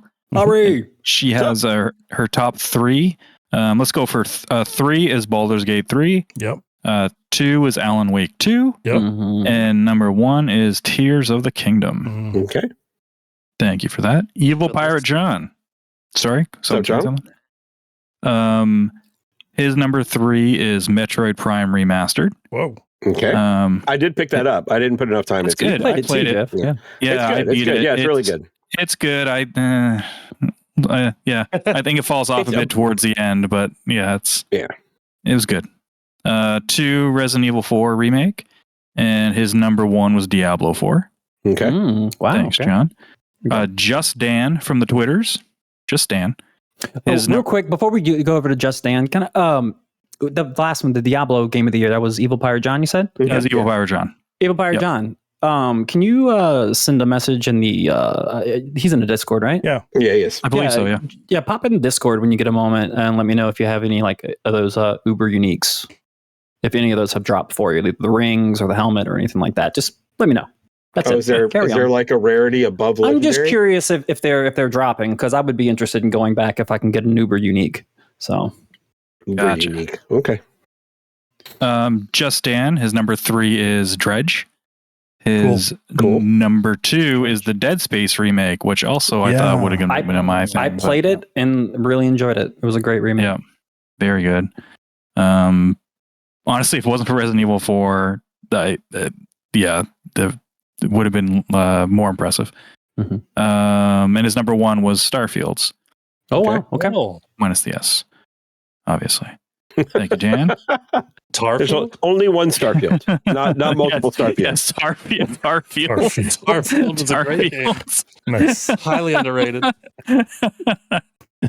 James H. His number 3 is Resident Evil 4 Remake. His number 2 is Resident Evil 4 Remake. Uh-oh. And his number 1 game of the year is... Anyone want to guess? And that's Baldur's why Baldur's Gate 3 is my game of the year. Resident Evil 4 Remake. Oh, wow. And then his favorite rappers are Dylon. Because he spits hot fire, man. Yeah. He spits hot fire. What can you do? But those were the Twitter submissions Good for the week. All Thanks, right. guys. There we go. Thank you very much. We did it, guys. Yep, Game that's a of the show. year. It was a long one, but that's We didn't get mad that at is a each show. other. Nope. Yeah, It's Oh, easy yeah, like when you last year. just like, Last time we didn't either. whenever you Yeah. sign arbitrary points, everybody's happy. Fuck it. Yeah. Yeah. So we used to take this personally. Like Yep. if anyone's Yeah. new to Indus, this used to be a Oh, This we used used to to do knock a out. fight. Yeah. Yeah, This used we to be a wouldn't fight. stop until there was a definitive list 1 through 10 Yeah, and that we even- agreed on. even if we were arguing over 1 and 2, like number 2 It was was the so- shittiest yeah. game of all time. Like, Yes. it went from this game is so great, and it's like, what are you talking about? This game is shit. Yeah. Literally, yeah. Yeah. Oh, man. That was when we were younger and had more Gumption. But now Yeah. now we're Less patience. yeah. I'm just More- happy more with this testosterone. year. This year has been fucking great. I know. It's been right? so good. It's amazing. This year has been great for For games. games. For Year games. of the- games. year- Next year year of is the gonna year. suck for games and everything else because you know what? It's an election season. We're all fucked. Oh. Yeah, we got to deal Thanks. with that. Thanks, Jason. Yeah, we gotta I deal with brought that. everything down. Hey, don't Okay. blame Yeah. Jason. Blame reality. Okay. No, Yeah. Jason just about to get- ruins. Yeah, Jason just I ruins just Street Fighter ruined- 5, and not the election process. Yeah, I just I'm ruined telling you, it's everything. about to get socially bleak out there, folks. So hug your games. I'm You're gonna need I'm them. gonna go shut off the news and start playing Mario Wonder. Hug your games. There you go. There you Oh, go. I'll keep Mario Wonder on check. Just I don't even live there, but I know how it goes down, so Please do. I'll have it right there. Yeah, save Mario Wonder for election season. I Yeah. need something to make me happy. And some Percocet, and I'll be good to go. right. Awesome. That is a show, gentlemen. Thank you all for listening. Hope you enjoyed it. If you did, please tell a few friends about us. Like, comment, and subscribe. That helps us out a lot. Also, check out our link tree at interactivedistractions.com. Swing by Patreon if you want to support us, and definitely come to the Discord and come chat with us. We really appreciate that. But until next time. And let's Till next preface- year. let's preface this before we start so no one's talking over each other. Let's go in the same order. Oh, Minus shit, me I've going already first. forgotten. Shit. Oh no. My name is Chris. He fucked it up. Yep. He fucked it up. Yep. He fucked it up. That's Glenn. That's Glenn. That's Glenn. I was waiting for Jason because I thought you were doing the same as No. the intro. No, I'm after Jeff. Game of the year. I'm after Jeff. No, same as the counterclockwise. So we're gonna do it again. We're gonna do it again. Ready? My name is Chris. I'm Glenn.